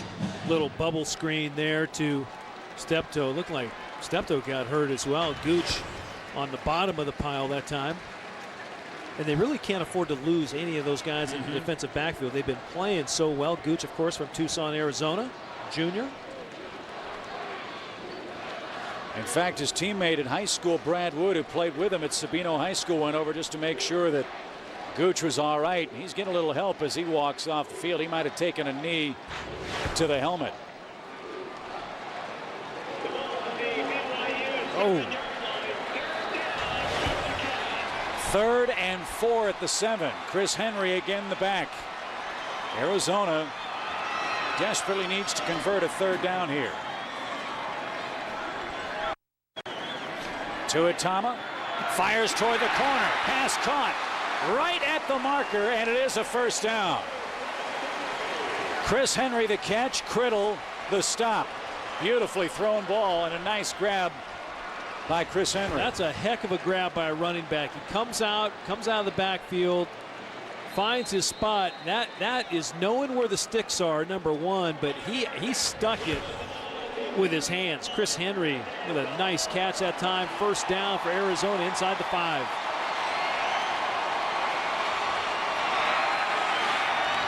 First and goal at the 2. Tuitama wants to throw. Fires toward the corner and incomplete. He had 2 receivers in the back corner of the end zone. Brandon McCall was one of them. Brandon Lopez, the fullback, the other.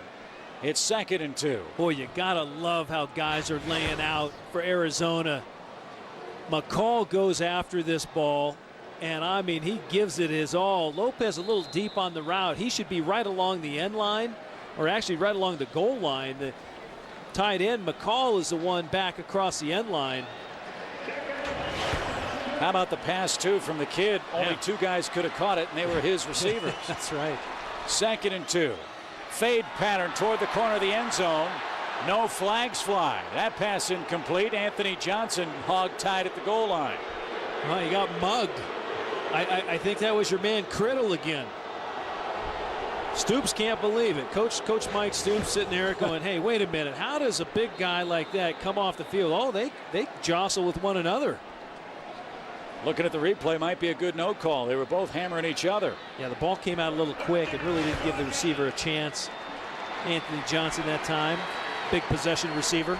Another 3rd down. Arizona 1 for 9 on 3rd down. This 3rd and goal at the 2. Again, Tuitama all day to throw. Fires out, touchdown.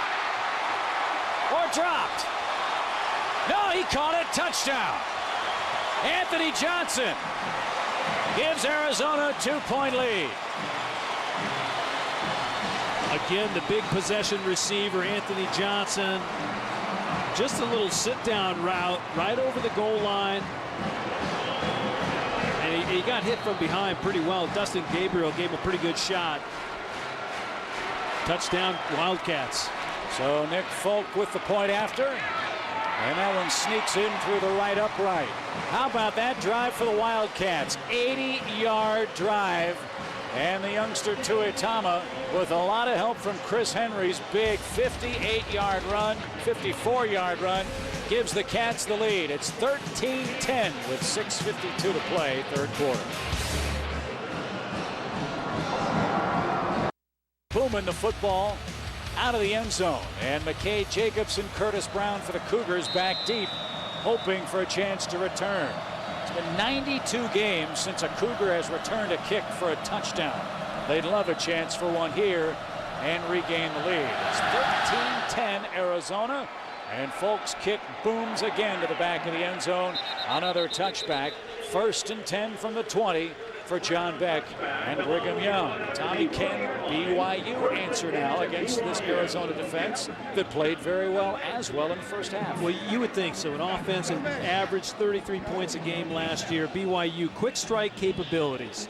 John Beck could throw it all over the field, averaged over 300 yards a game a year ago. And I fully expect BYU to push the ball up the field. They've been limited to some extent. Arizona's put on a great pass rush. Lewis Holmes back in the game at defensive end. Right down here, take a look at him. Come off the ball. One of the premier pass rushers picked up from the JC level by Arizona in the offseason. Beck hits Curtis Brown for an 8-yard gain. 2nd and 2 from the 28. Let me ask you this from the offensive standpoint. How can Beck and BYU set up a long ball here against this Arizona defense? Again, plays just like the one we saw has been all they've been able to muster. Well, one of the times they had Dan Coates on a corner route earlier in the first half, and a nice completion by Beck, and then Harlene's been able to work over the middle pretty effectively. And I think you got to come back to your tight ends. The corners of Arizona are pretty much taking away the deeper ball of BYU to the perimeter receivers. So, you know, credit Kaysen and Fontenot, the 2 corners, but they knew that coming in. Guys that have started 22 straight games. You know, Kaysen's one of the top players in the country at his position, and they'll battle you on every down. Michael Johnson, the other great player back there, and then the 4th run to make Dominic Patrick's just been knocking the lights out of people. Curtis Brown, a 3-yard gain, moves the chains for the Cougars. Now Beck rolls left. He fires downfield. Here's Harleen, and he's hit and dropped at the 47. Dominic Patrick with his 5th pop of the night. And Harleen takes some punishment, but not before BYU picks up 16 more on a long pass play from John Beck. Well, they did a nice job. They moved Beck this time. Look how nice a ball that is. Throwing it in between defenders, and then Dominic Patrick just comes and puts the waylay on him. Beck, listen to how efficient he's been. 21 of 24, 219 yards. Corner blitz coming. BYU picks it up. Beck's going for the long ball. He's looking in the corner. A lot of contact and incomplete. McKay Jacobson, the freshman speedster, was covered nicely by Wilry Fontenot. McKay Jacobson, again, the true freshman out of South Lake Carroll High. And you mentioned it earlier, Chip, 63-1. Not bad. He played with 2 great quarterbacks, too. Chase Daniel, the 1 quarterback, now the starter at Missouri. Gregory McElroy, the signee at Alabama. Alabama, of course, beating Hawaii today. That was a long road trip for them. Wow. 2nd and 10 from the 48. Beck all day to throw, has his man. 1st down and more. 2 tackles broken. And Fui Vakapuna with a nice catch and run afterward. Boy, Fui Vakapuna looked like a tight end, and he's a fullback. He comes out of the backfield underneath crossing route, and then once he gets the ball, look at the running ability of Vakapuna. 23-yard gain, 1st down, BYU. So they're moving the sticks. 13-10, 4.5 minutes to play in the quarter. Beck changing the call at the line of scrimmage. And they have to burn another timeout, it looks like. BYU down to their final timeout here. And we still have 4.5 minutes to play in the 3rd quarter. Close game on the road. We'll keep an eye on that tonight here in Tucson. And that can hurt you. You burn up those timeouts too soon, and they'll come back to haunt you. I think it's safe to say, Tommy, that both of these defenses got an awfully bit tired of hitting each other in early practice. They're taking it out on the opposing offenses with abandon time. Boy, it's a violent game played by nice, friendly people, but it's a violent game. And for the most part, you know, the game of football, if you play it, you're probably going to get banged up some. Right there, Dominic Patrick, he was featured in a couple of these shots we had. Johnny Harleen, he'll feel that tomorrow, but Patrick, 6'1", 208-pounder, he's a little bit of the enforcer back there. And speaking of banged up, Quinn Gooch was knocked around earlier. David's got an update on him. Chip, he's got a quad contusion. They're keeping him warmed up on the bicycle right now. They think he'll be back in the game on the next series. I wouldn't think, David, it'd take much to keep him warm tonight. Game time temperature in the 90s. 1st and 10 for the Cougars. They're driving. 28-yard line of Arizona. They show blitz, and they come. And Brown stacked up, and he breaks out of it. Back to the line of scrimmage and a gain of 3.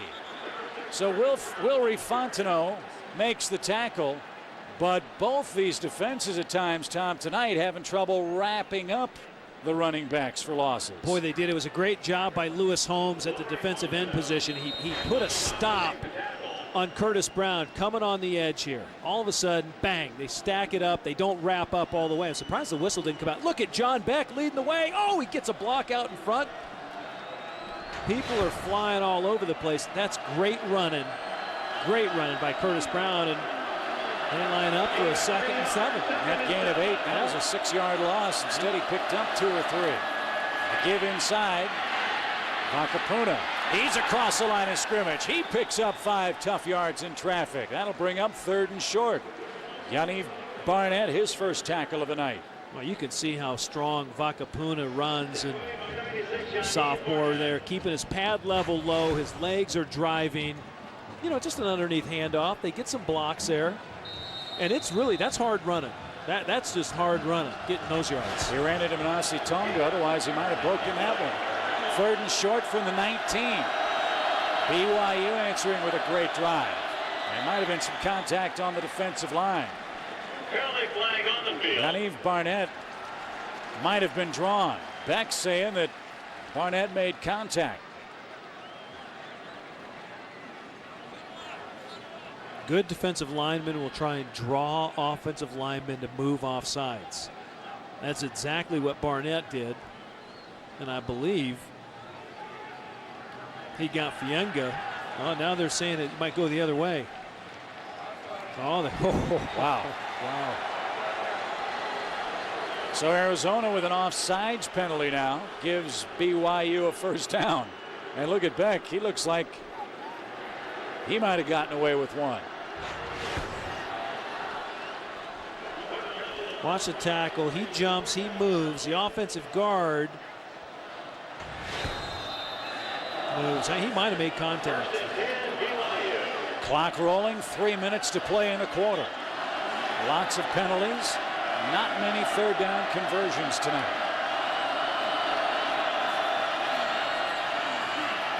Beck steps up. He's going to run, and he'll slide inside the 10. Nice play by Beck that time. Not seeing anything downfield. Again, Arizona coverage right on the mark, and Beck wastes no time moving up the field and getting a positive gain. Watch, he gets that step, comes up, moving forward, moving his feet, and that's what he does so well, Chip. The ball's up, the eyes are down the field, his feet are moving, and the recognition of coverage is immediate. 7-yard gain for Beck. Well, they're eating up a lot of this clock.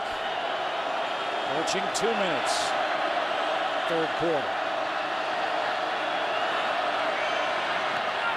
Pass knocked down at the line of scrimmage. First time that's happened tonight. That big defensive line of the Wildcats at 6'3" in average.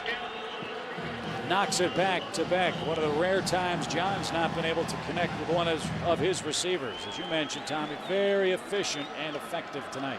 Yep, really has been. And again, just veteran signal caller, knowing where people are, knowing how to keep his composure, working with the sideline, getting the play called in, and communicating in a hostile environment. And it's getting louder by the moment. Play clock at 7. 5. They just get it off. Misdirection play.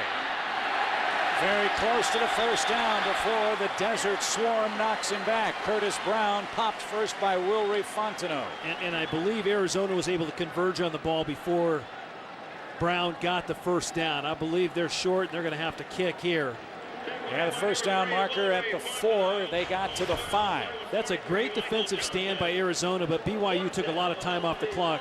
Brown a little high that time, running into big Lewis Holmes, Michael Johnson, and a host of others. So Jared McLaughlin in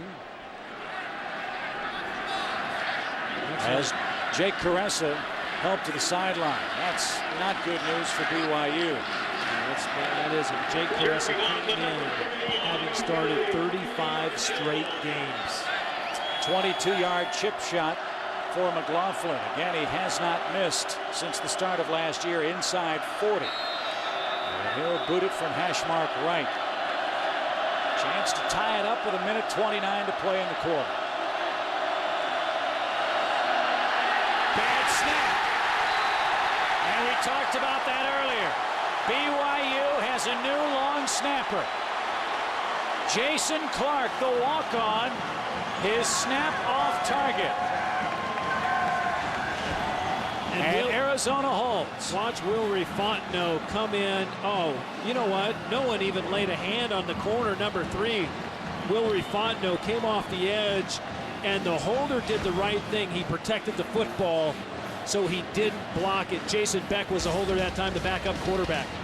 So a bad snap, bad end result to a great BYU drive. It's 13-10 Wildcats. Well, Tommy, I owe Jason Clark, the long snapper, an apology. From the looks of the replay, this one wasn't as bad as we thought it was. No, the backup quarterback, Jason Beck, just doesn't get a clean handle, and Wilry Fontenot, the corner on the edge, came clean. And Beck did the right thing. Instead of making a bad play worse, he sat on the ball and covered it. But, oh boy, here we go now. So Arizona holds. They have the lead, and Chris Henry is off and running. He has a nice game. Takes the ball from the 12 to the 18. 6-yard gain. And for more on that long snapper story, once again, let's join our colleague David Aldridge. Well, Chip, as you mentioned, Jason Clark just joined this team 2 weeks ago. The team had offered a scholarship to another long snapper, but he didn't qualify academically, so Bronco Mendenhall put it out in the local papers. They needed a snapper. Jason Clark's brother called him and said, you got to give these guys a call, because Jason Clark had been the backup long snapper 2 years ago before he left football. And he's come back now, and he snapped the ball flawlessly in practice every time. They tried everything they could to rattle him. He'd said before the game it was a surreal feeling being back out here, and I think you're right. I think the snap was okay on that last attempt. Yeah, Beck just dropped it, flat out missed it. That destroyed the timing in the play. And so Clark has had a good night tonight, but a missed opportunity for the Cougars to tie it up as we move to within 8 seconds of the close of the third quarter. It'll be another third down situation for the Wildcats. 3rd and 2 from their own 20 as we go, Tom, to our fourth quarter. Boy, amazing. Considering what BYU did in that third quarter, they ran 16 plays. They gained almost 100 yards. They took 7:49 off the clock in 2 different possessions, and they came away with 3 points. So Arizona, with that terrific defense, has a 3-point lead and the ball. A 3rd and 2 coming up as we go to the fourth in the desert in Tucson.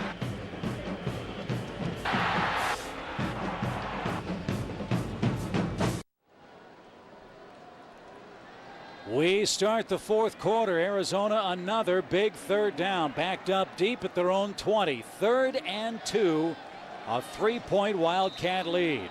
BYU's defense tonight has been outstanding. Can they force another third down stop? Chris Henry, the lone setback. Tuitama loads up, dumps it over the middle, and dropped. Anthony Johnson was the intended receiver. He couldn't hang on at the 21-yard line. And again, Tom, the Wildcats cannot take advantage on third down. And BYU's going to get the ball in good field position. And Nate Meikle standing at his own 25, ready to gather it in. Third down will make you and break you all the time. Arizona now 2 of 11 on the night on third down. They just got to get better, but BYU, they've struggled as well. They're only 1 for 8 on third down. Nick Folk, again, the punter for the Wildcats. Meikle back. He's had some good punt returns tonight again. Nice high punt by Folk. Meikle calls for the fair catch and gets pounded. He called for it late. The ball's going to end up inside the 5-yard line, and Meikle is laid out. The fair catch called on very late. Meikle hasn't moved a muscle.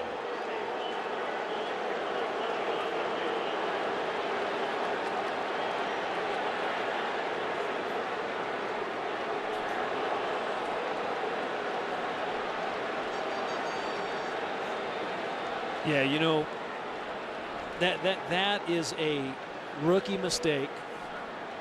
Cam Nelson, true freshman, who hit Meikle that time. And Mark Stoops, defensive coordinator, was over there, put his arms around him.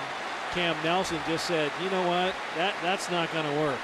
And how about Meikle? Look how tough he is. He's able to pop up and walk off under his own power. The flag is going to go on Arizona.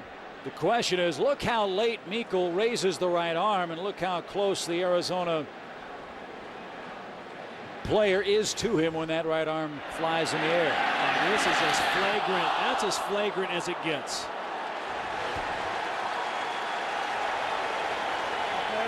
Blocked into the receiver. Now they say it was blocked into the receiver, so no penalty on the play. And Arizona was able to down the ball at the 5-yard line. Wow. Let's see that one again. I don't know. A 75-yard punt, a punishing play. There's the push. Wow, he did get a push. He sure enough got Ben Criddle, he's been involved in some key plays tonight. Criddle was the one that was able to tackle Chris Henry on a breakaway, and Criddle was the one that just pushed Cam Nelson into Meikle. And how many mistakes has Brigham Young made tonight on very big plays? We had a face mask. Costly. We had a fumble on the opening play.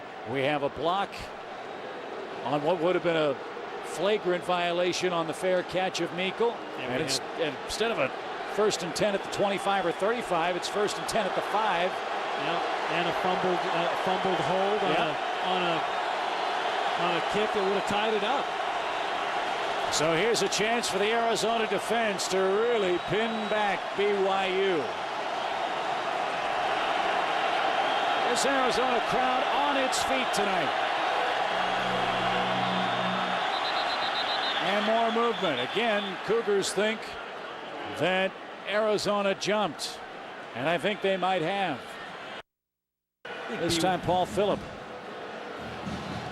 I think the way BYU structures their offense, they got quick motion. 5-yard penalty. In a loud crowd like this, is Beck able with his cadence to influence and jumping? Yeah, and by scheme and design, they ended up running quick motion with their fullback, and you know, with a hard count, it drew the defensive tackle off sides. Nice First play and 5. Yep.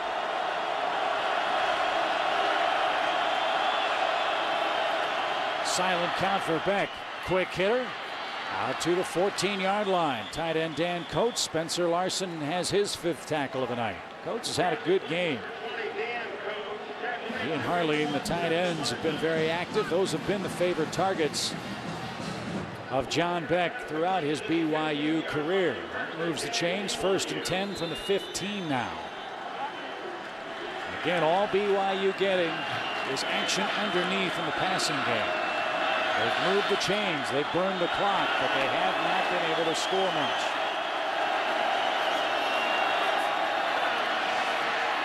Tipped ball and out of bounds. 2nd tip of the night for the Wildcat defense. Marcus Smith, the man that knocked that down. And again, we join David Aldridge. Well, guys, you saw Jake Caressa go off in the last series. The starting guard for BYU. He's got a left medial collateral ligament sprain. He already has a brace on that knee. They're readjusting the brace. They're trying to get him back on the field, but right now you got a sophomore in there. Travis Bright in the game now for BYU at right guard. Yeah, Caressa, an Outland Trophy candidate for Arizona. That's a big loss. 2nd and 10. Beck under pressure, steps up, steps to his right, throws on the run, pass caught inside the 40-yard line. What a play, McKay Jacobson, and what presence by Beck to wiggle his way out of trouble, but a flag on the play. And when I tell you how hard John Beck got hit, when he threw the ball, he got sandwiched, and I mean he got crushed. Personal foul. Watch Beck. He stays alive. Watch the hit. Boom. Oh. McKay Jacobson just kept the play alive, kept working hard, came across the field. Arizona that time really, you know what? That's a costly error on top of a great play by BYU. Yep. 24-yard pass play, a 15-yard personal foul penalty sets the Cougars up. 1st and 10, 46 of Arizona.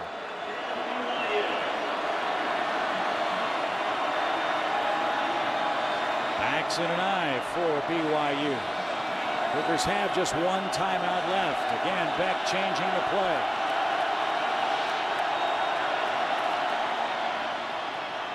The give to Brown. He'll bulldoze his way for 4. Donald Horton Jr. knocks him down. Boy, back smart. He's keeping his eye on the clock. They're getting players and plays in, running pretty timely here. And you know, if you're BYU, you've had your eye on the clock the whole night. The Arizona defense really has just stifled a high-powered offense. Although BYU always still churning the yards, they just haven't been able to run the ball tonight. Flag on the play. And this one will go against the Cougars. You talk about the running game.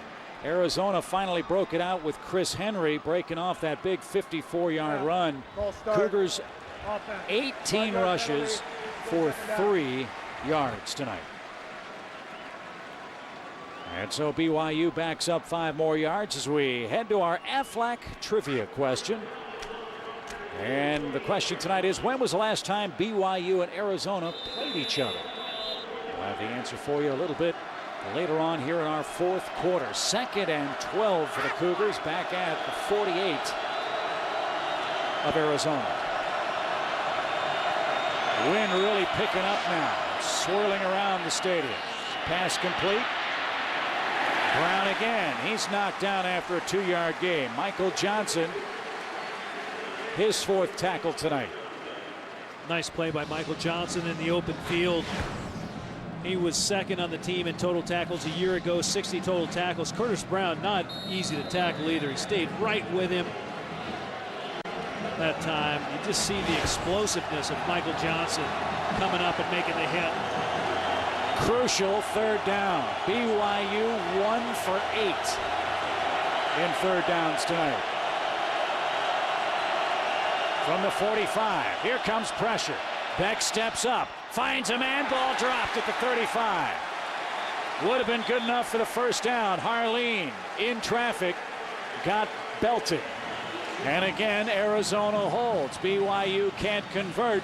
And they'll try to play the field position game here with Derek McLaughlin, who's had a huge game as the Cougar punter. And again, Michael Johnson, the free safety, coming over the top, right on top of Harleen.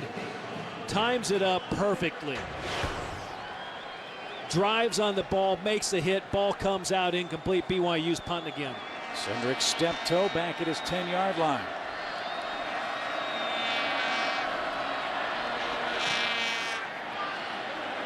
And this one angling toward the right side, takes an Arizona bounce. And it's knocked down at the 22-yard line. That's the distance of the punt. 22 yards, but a flag on the play. With 11:44 to play in this 4th quarter. A lot of penalties. A lot of game 1 mistakes. I'm sure that'll be cleaned up next week for both of these squads. A little sloppy at times. McLaughlin, for as well as he hit the ball early, has had a couple bad kicks. Ball, personal foul, number 9 on the receiving team. Half the distance to the goal. Wow. Personal foul on Arizona. That one hurts. A couple of costly penalties. 7 of them for the Wildcats for 59 total yards. Half the distance to the goal. Cats will have it 1st and 10 from their 12 with the lead here in the 4th. 11:44 to play in our ball game. Arizona 13-10 over BYU. And our 1st and 10 line is always brought to you by Napa. It's 1st and 10 from the 12 for Arizona. And again, despite Henry having a 54-yard rush in this game, Tom, you take that away. Wildcats have 3 yards rushing. BYU has 3 yards rushing. That's it. And whoever can run the ball here in the final 11 minutes is going to win this game, I think. A 13-10 affair. Henry will try the right side. He's knocked down for a loss. So you're saying the way we're going, whoever hits 5 yards first. The first 5-yard rush in this game might decide it. Brian Kell, another good hit. Yep.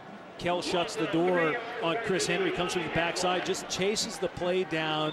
Brian Kell has quietly had himself a great ball game. He made some plays in the first half, put some pressure on Tuitama, rushed him on a couple throws, and right there playing tough against the run. Second tackle for a loss for Kell tonight.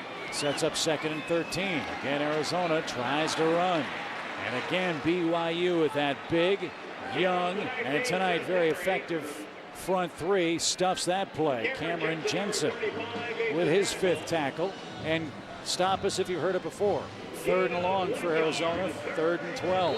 Well, BYU's done a nice job. They wanted to tighten up their run defense going into this year. They had a great fall camp. They've had great play out of their linebacking core and their defensive line. As you mentioned, Chip, the young defensive line tonight. They've played hard. Cats are 1 for 9 on 3rd down. Tuitama sets. His receiver fell down at the 20-yard line. Tough break. Pass intended for B.J. Denard. And BYU holds. And again, Cougars figure to get very good field position here at the 10-minute mark. Well, here's what Coach Mike Stoops is trying to initiate with his team. Finish strong. They lost games. You know, last year they lost 5 games by 7 points or less. All of a sudden you get into the 4th quarter, you're tired, you got to finish. And right there they look tired. And you know, so Bronco Mendenhall, he won 6 games a year ago. He's trying to get championship flavor back into the BYU Cougars. No better way than to start in the 4th quarter. Folk with a nice punt at midfield. Meikle breaks 1, can't break 2. How about that kid coming back on after he got leveled on a fair catch play? 46-yard punt, 7-yard return. We are with you from Tucson. TBS Saturday Night College Football presented by Orbitz. 4th quarter, 10:05 to play. Arizona in a hugely important game for this program in Tucson. 13, BYU trying to reestablish their great pedigree. 10 in the season opener for both these ball clubs.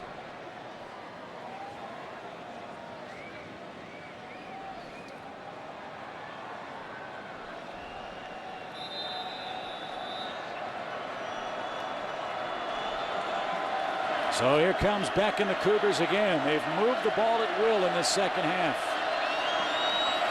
They have just 3 points. Deep drop. Checks once, checks twice. Fires to Brown. He's hog-tied at the 49. They'll give him forward progress across midfield to pick up a 3. Good, sure tackle that time by Spencer Larson. Boy, keeping the handle on Curtis Brown. Again, John Beck staying alive, doing a nice job in the pocket. And credit the corners and the safeties for Arizona. They didn't get a lot of strong pass rush that time. It's just Kaysen and Fontenot. The 2 corners are just, they put the receivers in lockdown. So Vakapuna in the backfield now. What I love about Beck, he doesn't force the ball at all, does he? Gives you. Takes what the defense gives you. Vakapuna the carry right side. He leaps over a couple of tackles, breaks a couple tackles, and he's close to a 1st down. I think he got it. Well, you talk about desire and want to from number 1. And a guy who's competitive. Look at his eyes. Here's a guy who, this is tough running. They do a nice job at the point of attack. They get some people on the ground, and then it's all Vakapuna. Fontenot giving away about 60 pounds there, takes him down. Vakapuna. He had a great spring, and he is a breakaway threat. If you see him get loose, give him the ball. Keep giving him the rock here. A 4.4 40-yard time, and they're half a foot short. So 3rd and a short 1, under 9 minutes. And again, this Arizona crowd. So conventional wisdom would tell you, you know what, you sneak the ball here. if you're John Beck, you got to get a first down. You lean forward, you get the first, then you line up. And essentially here, you're in 2-down territory. Although, you know, if you get stoned and you don't make it here, you're in a heap of trouble, because you probably are going to have to punt it away and play the field position game with 8:55 left on the clock. See how they stack up. Single back set. Cats think they're going to sneak it, and they do sneak it. And Beck with second effort. Not by much. You figure he's going to get a favorable spot, but this one will probably require another measurement. Clock stops with 8:44 to play, and we'll see if the Cougars have another first down here. Good call. Yes, not by much if he did. It didn't look like he got the ball real clean. Arizona did a great job submarining underneath. Mike Stoops does a great job coaching up that defense, along with his brother Mark. They're giving him the first down based on the spot. Mike Stoops hoping for a Stoops sweep on TBS tonight. That's right. I like BYU, Chip, right on the ball, snapping the ball, clock starts, they don't lose any time. Vakapuna right side, gets a block, gets to the sideline, gets 9 yards. Good football by BYU, a little power game there with a lead out in front. Working the edge, watch, they get a block, tight end, they seal the corner. Then they got a guard and a fullback out in front of Vakapuna, like he needs some help. Vakapuna getting 9 yards on the carry. And all of a sudden, BYU, this pass-happy bunch, game on the line in the fourth quarter. Run, run, run. Second and a short one. Ball at the 32. Back again with an audible. Give again to Vakapuna. He's got another first down. A pickup of 2. Marcus Hollingsworth. And again, if you're Arizona, this is test time right here. They've been tough. Red zone defense tonight. They've limited BYU, a high-scoring, powerful offense. BYU averaged 33 points a game a year ago, and they can quick strike you too. And they've played spread offense for a lot of the time tonight, but Arizona really has toughened up inside this +30 zone. First and 10 at the 30. And again, movement on the right side of the Arizona defensive line. Free play for Beck, and it's deflected away. It could be offsides again by Lionel Dotson. Tell you what, this Arizona front has been jumpy tonight. That's 3 offsides calls in this second half alone. And we get word too, Jake Caresa's not coming back for BYU. He's got a knee problem.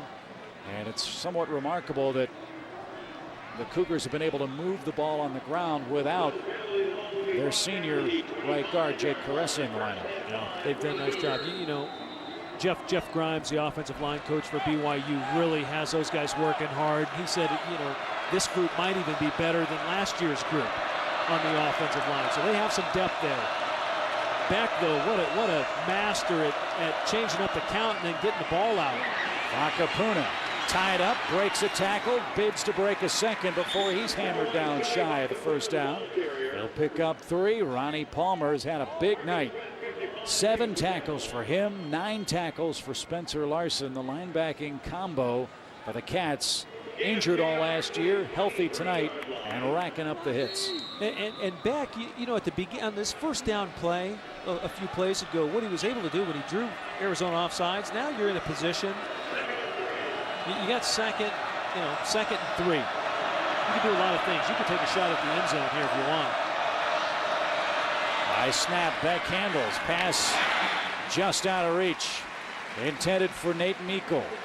A little high, one of the few times tonight that Beck's been out of sync with his receivers. And again, the Cougars facing a third down. They've converted, I think, 1 of them tonight. Make it 2. That's one that Beck wants back, too, because they caught him in a blitz, and he had Meikle out in the flat. If you just give the player the ball, you got a chance. They're 2 out of 12 on third down. Here's Brigham Young.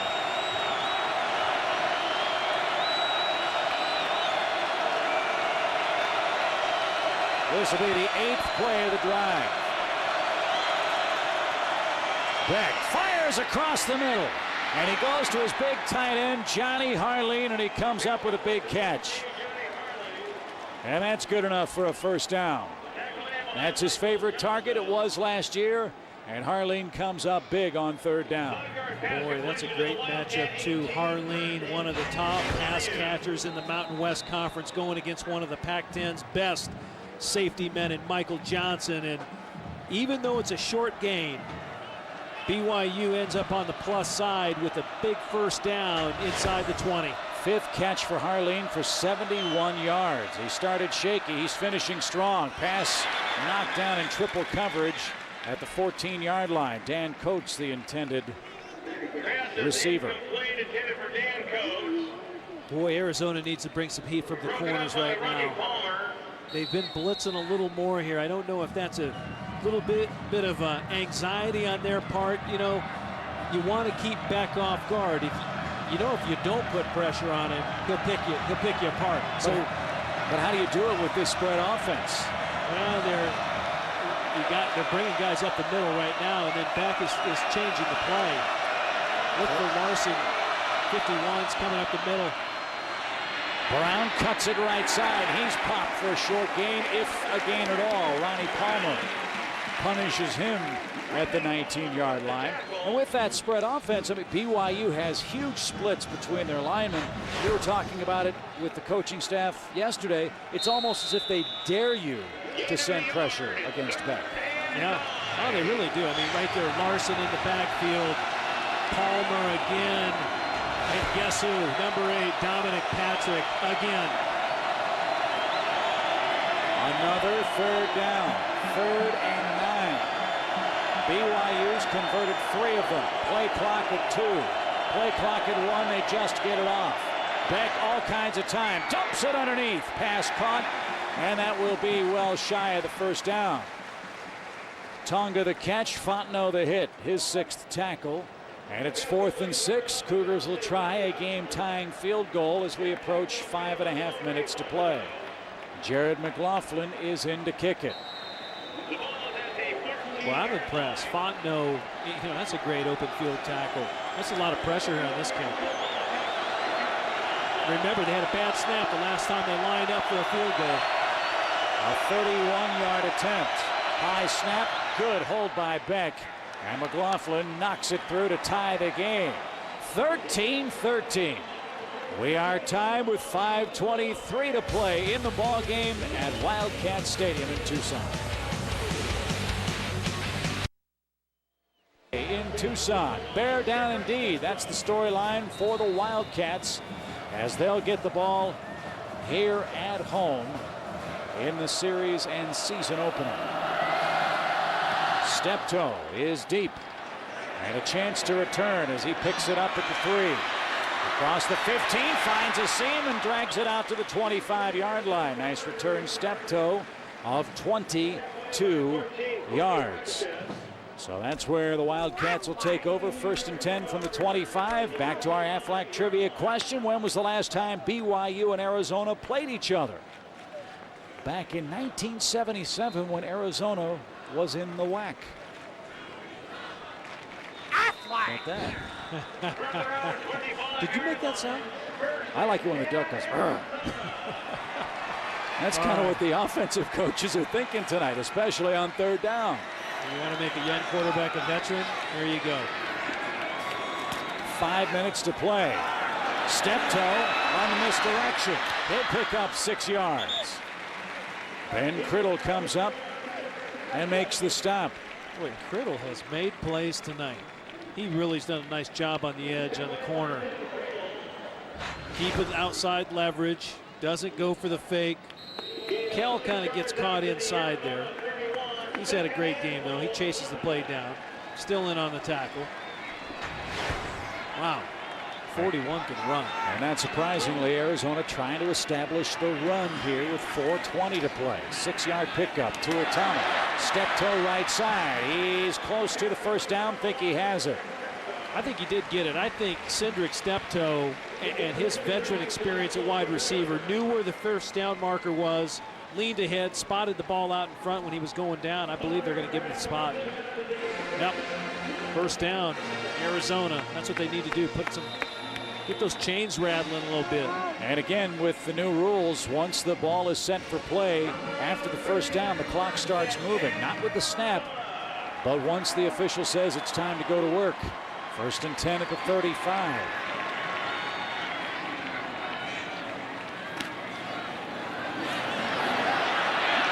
Henry left side. He'll pick up 3 yards. And Quinn Gooch, who was banged up earlier tonight, makes his 5th tackle. Short gain. 3:43 to play. Almost knocked himself out again. He's taking himself out. Yeah, I think he's saying my head hurts. Man. Chris Henry, you know, when players knock each other out, you know it's a violent collision. Well, the hitting's been excellent tonight. Xavier Smith in now for Arizona. 2nd and 6.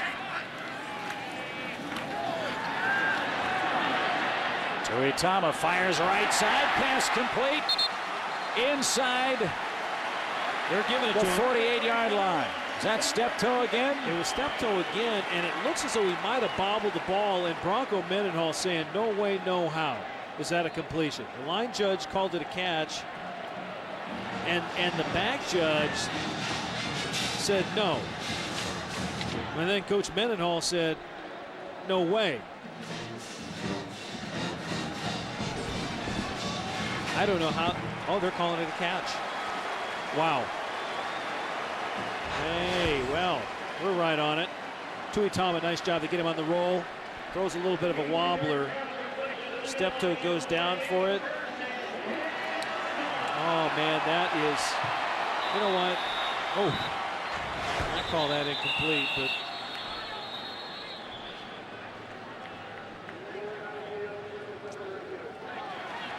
And they'll look at it. I think they're going to review it. That's a good call. That's a good one to review.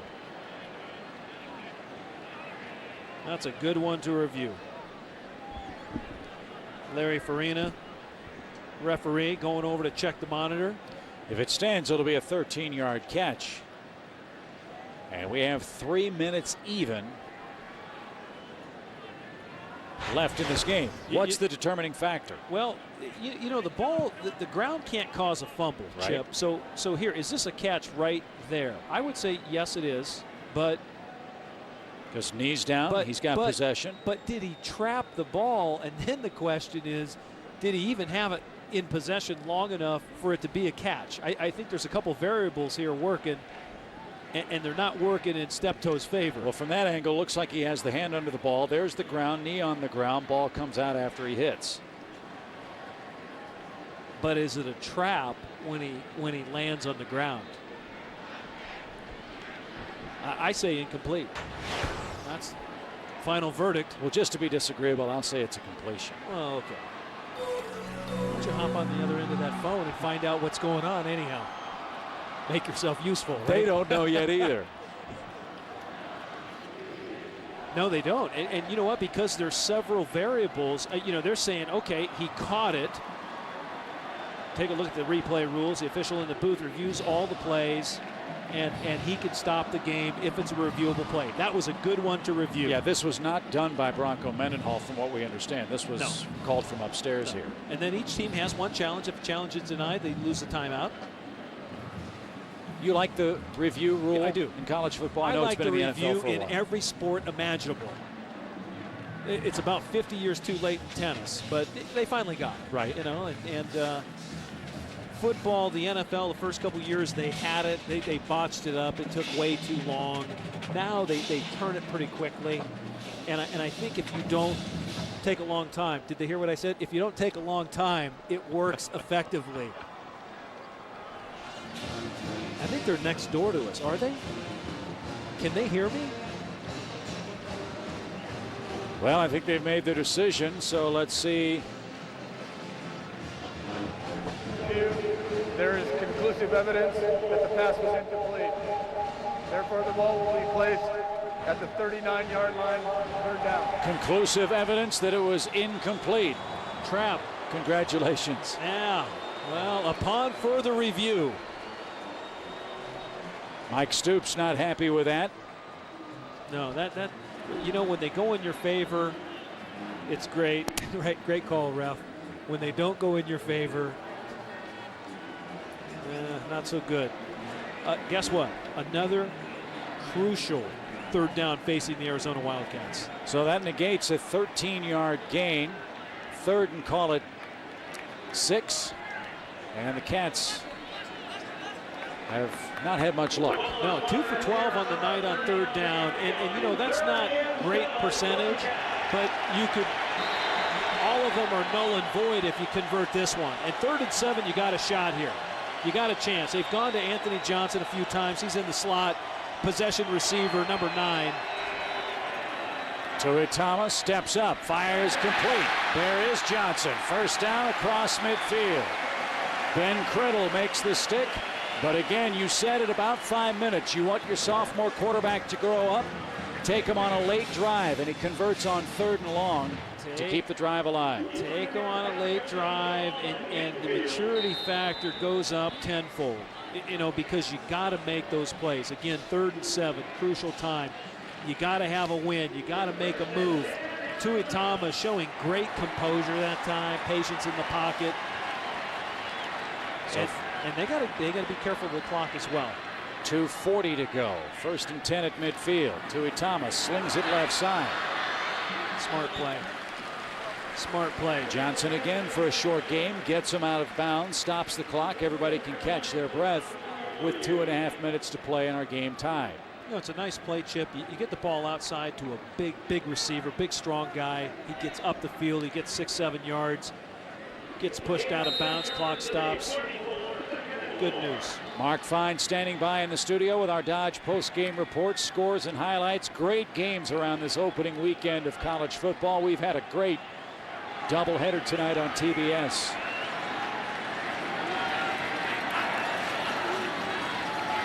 The give inside. And then Xavier Smith, he's close to a first down. Clock runs while they figure out if he got across the line. Oh, that was the JC transfer, Chris Jennings, toting the rock that time. JC transfer from Arizona Western. Chris Jennings, a 3rd tailback in that rotation. Not that he's a 3rd-team guy by any stretch of the imagination. One of the hardest working players out on the field. With 2 minutes plus and Arizona driving here, you start thinking about field goal perhaps. They're going to measure and see if that's a first down. And looks like he's got it by the nose of the football. As we take a peek at our New York Life stat of the night tonight, penalties have been very costly for both of these ball clubs, more so BYU. A couple of them really gave the Wildcats excellent field position. And that's what Arizona has now. 1st and 10 at the 40. You think about field goals now. Nick Folk, the kicker, belted one from 61 yards in spring, 59 yards in fall practice, and during pregame warmups cracked one from 67. And that was in the direction Arizona's moving with the wind at their back now. Tuitama the give. Short gain right side. Folks' career long is a 53-yarder, and we're at 145 and running. Arizona, all 3 timeouts left, letting the clock tick away here. Here comes Chris Henry back into the game. Power runner. He can run between the tackles. He can bump it outside for you. Single back formation. Henry had a 54-yard run earlier tonight. They fire the ball right side. Step toes, going to reverse field. He's at the 40, needs a block, got it. Runs into some more trouble. 2 tackles. He's free inside the 40 and a first down. How about that play? A risky play by the Wildcats. Dicey. Yeah, that's a risky play, all right. Steptoe did everything that a coach will tell you don't do. Don't run backwards. When you got good field position, don't take it back and create a lost play. But right here, the veteran, he picks up a block or two. And then he just knifes between tacklers with a great cutback, picks up 10 yards, first down, Arizona. Broke 5 tackles on that play. We're under a minute. 1st and 10 at the 30 of Brigham Young. And a huge loss. Oh, slow developing play and a blitz. Dustin Gabriel with the stop. Man, Gabriel comes from that strong safety position. And That's a nice Arizona, play. is it Arizona? BYU's going to take the timeout. They're out of them now. BYU taking that last timeout. So here we go. 44 seconds to play in this wild game in Tucson.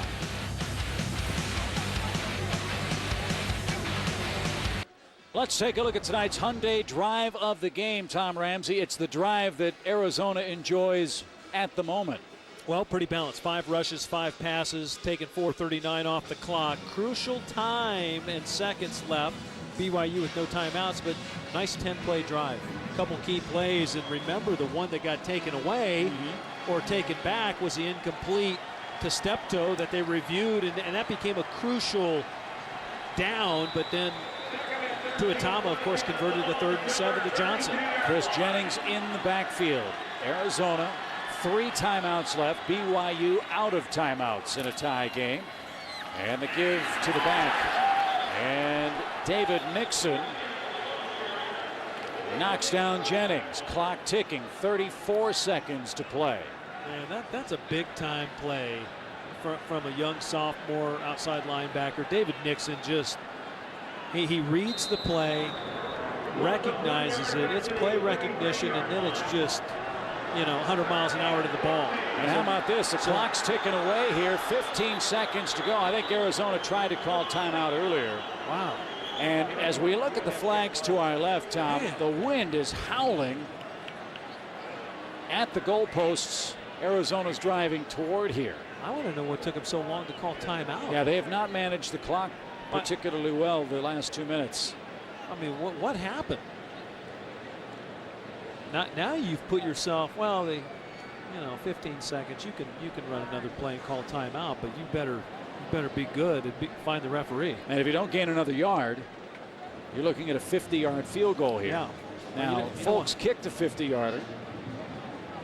51's his 53, I beg your pardon, is his career high. He kicked a 51-yarder last year. That's an awful lot of pressure to put in the home opener on a guy.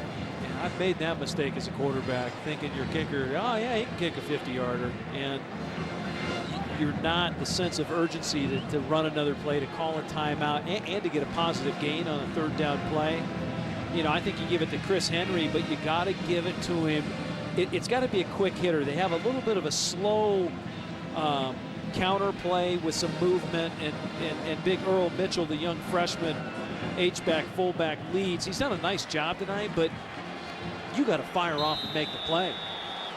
15 seconds left. 3rd and 14. And Tuatama's going to sneak it forward to the 30-yard line. And they will burn a timeout, I would presume here. Clock ticking down. Nobody's called timeout. Now they call timeout as the ball spotted just outside the 30-yard line. And now we'll see if the junior kicker out of Sherman Oaks can be a Folk hero. Nick Folk on to try to end this game in the win column for the Wildcats. And Tommy, in a season last year that saw Arizona suffer excruciating loss after excruciating loss, close games, this would be a great way for Mike Stoops to start his 3rd season by winning a very close game at home. And the same story for BYU. Bronco Mendenhall talked about it. They were a couple of tipped passes away from winning a handful of extra games. But the angle, left hash, and it will be a 48-yard field goal attempt with 6 seconds left. Well, again, five of their 8 losses. They dropped 5 of their 8 losses a year ago by 7 points or less. And three of those contests were by 4 points or less. And you know, right now, Nick Folk, he's got the strong leg. We talked about it. We saw him kick in warm-up. But this is a pressure kick. You know, last year, what was interesting about Nick Folk's numbers, he was 7 for 11 on the year. On the year, you know, yeah, you think that's not many attempts. No, when I looked at the stats, I was like, wow, man, and he had 2 blocked. So does his first half miss affect him at all here? From 48 and 6 seconds left. You know, if he's real good, he's blocked it out. For the lead and maybe the win. It's on target. He got it. 1 second is left.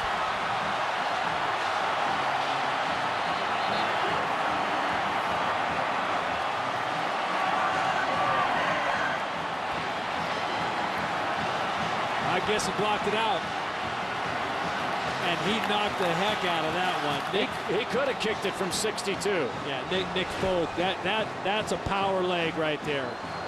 He drove the ball, and look how high it is. It would have cleared from 60. A lot of leg on that ball. That's a nice hold. You know that? Number 27, Kyle McQuan, he ends up, that's the punter. He put the ball down. Mike Stoops gets an opening game, well, appears to be an opening game win. And I got to tell you, you know, 2 great programs tonight, really a great football game played by both sides. And Jim Livengood, the athletic director at Arizona, you know, really has a belief in Mike Stoops and what he's putting together. And, you know, when you look at a sellout crowd, it's a nice way to start off a season, especially after winning 6 games in 2 years. And then Tom Homo, the athletic director at BYU, for choosing a guy like Bronco Mendenhall to lead this team. And we'll hear from BYU again.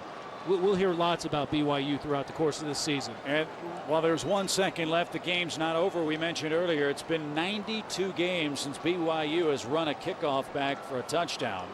And so Arizona calls timeout. Good job, I think, by Stoops to get his team together, say, look, we've got the lead, but until that final gun sounds, this game is not over yet. So we'll see what kind of return Jacobson and Curtis Brown can turn in here. With 1 second to go, everybody's on their feet in Tucson, and a town that was buzzing at the start of this game. You figure the buzz will carry over again tomorrow and next week. Well, I would say Willie Tuatama, they may have a parade for him, Chip. You know that? I mean, and I got to tell you, the maturation process, we witnessed it tonight. Young quarterback driving the length of the field, and you know what? No pressure. Tuatama, the true sophomore, he really took control tonight, made the plays when he had to down the stretch. They weren't great on 3rd down. Neither team was great on 3rd down tonight.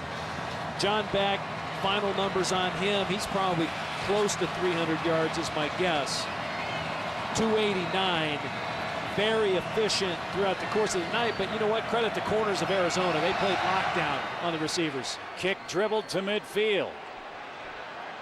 And Arizona has won their home opener, 16-13. Bob Stoops winners earlier today with Oklahoma. Mike Stoops talked about the importance of getting off to a quick start. Tommy, this was anything but an artistic effort offensively, but it was good enough for the Wildcats and something for this young quarterback to build upon. Is his first season as a full-time starter. Yeah, and I think both teams learned a lot being the first game. They learned a lot about each other. They learned more about themselves than anything else. And I think, again, both teams, very good teams. The quarterback play was exceptional. The defenses played wonderful tonight. And so our Vegas.com player of the game is Nick Folk. He kicked 3 field goals, including the game winner with a second left. And the Arizona Wildcats maybe exercise some of those close game demons that plagued them so badly last year. And unfortunately for Bronco Mendenhall and the Cougars, the nightmare of those games continues on opening night here in the desert tonight.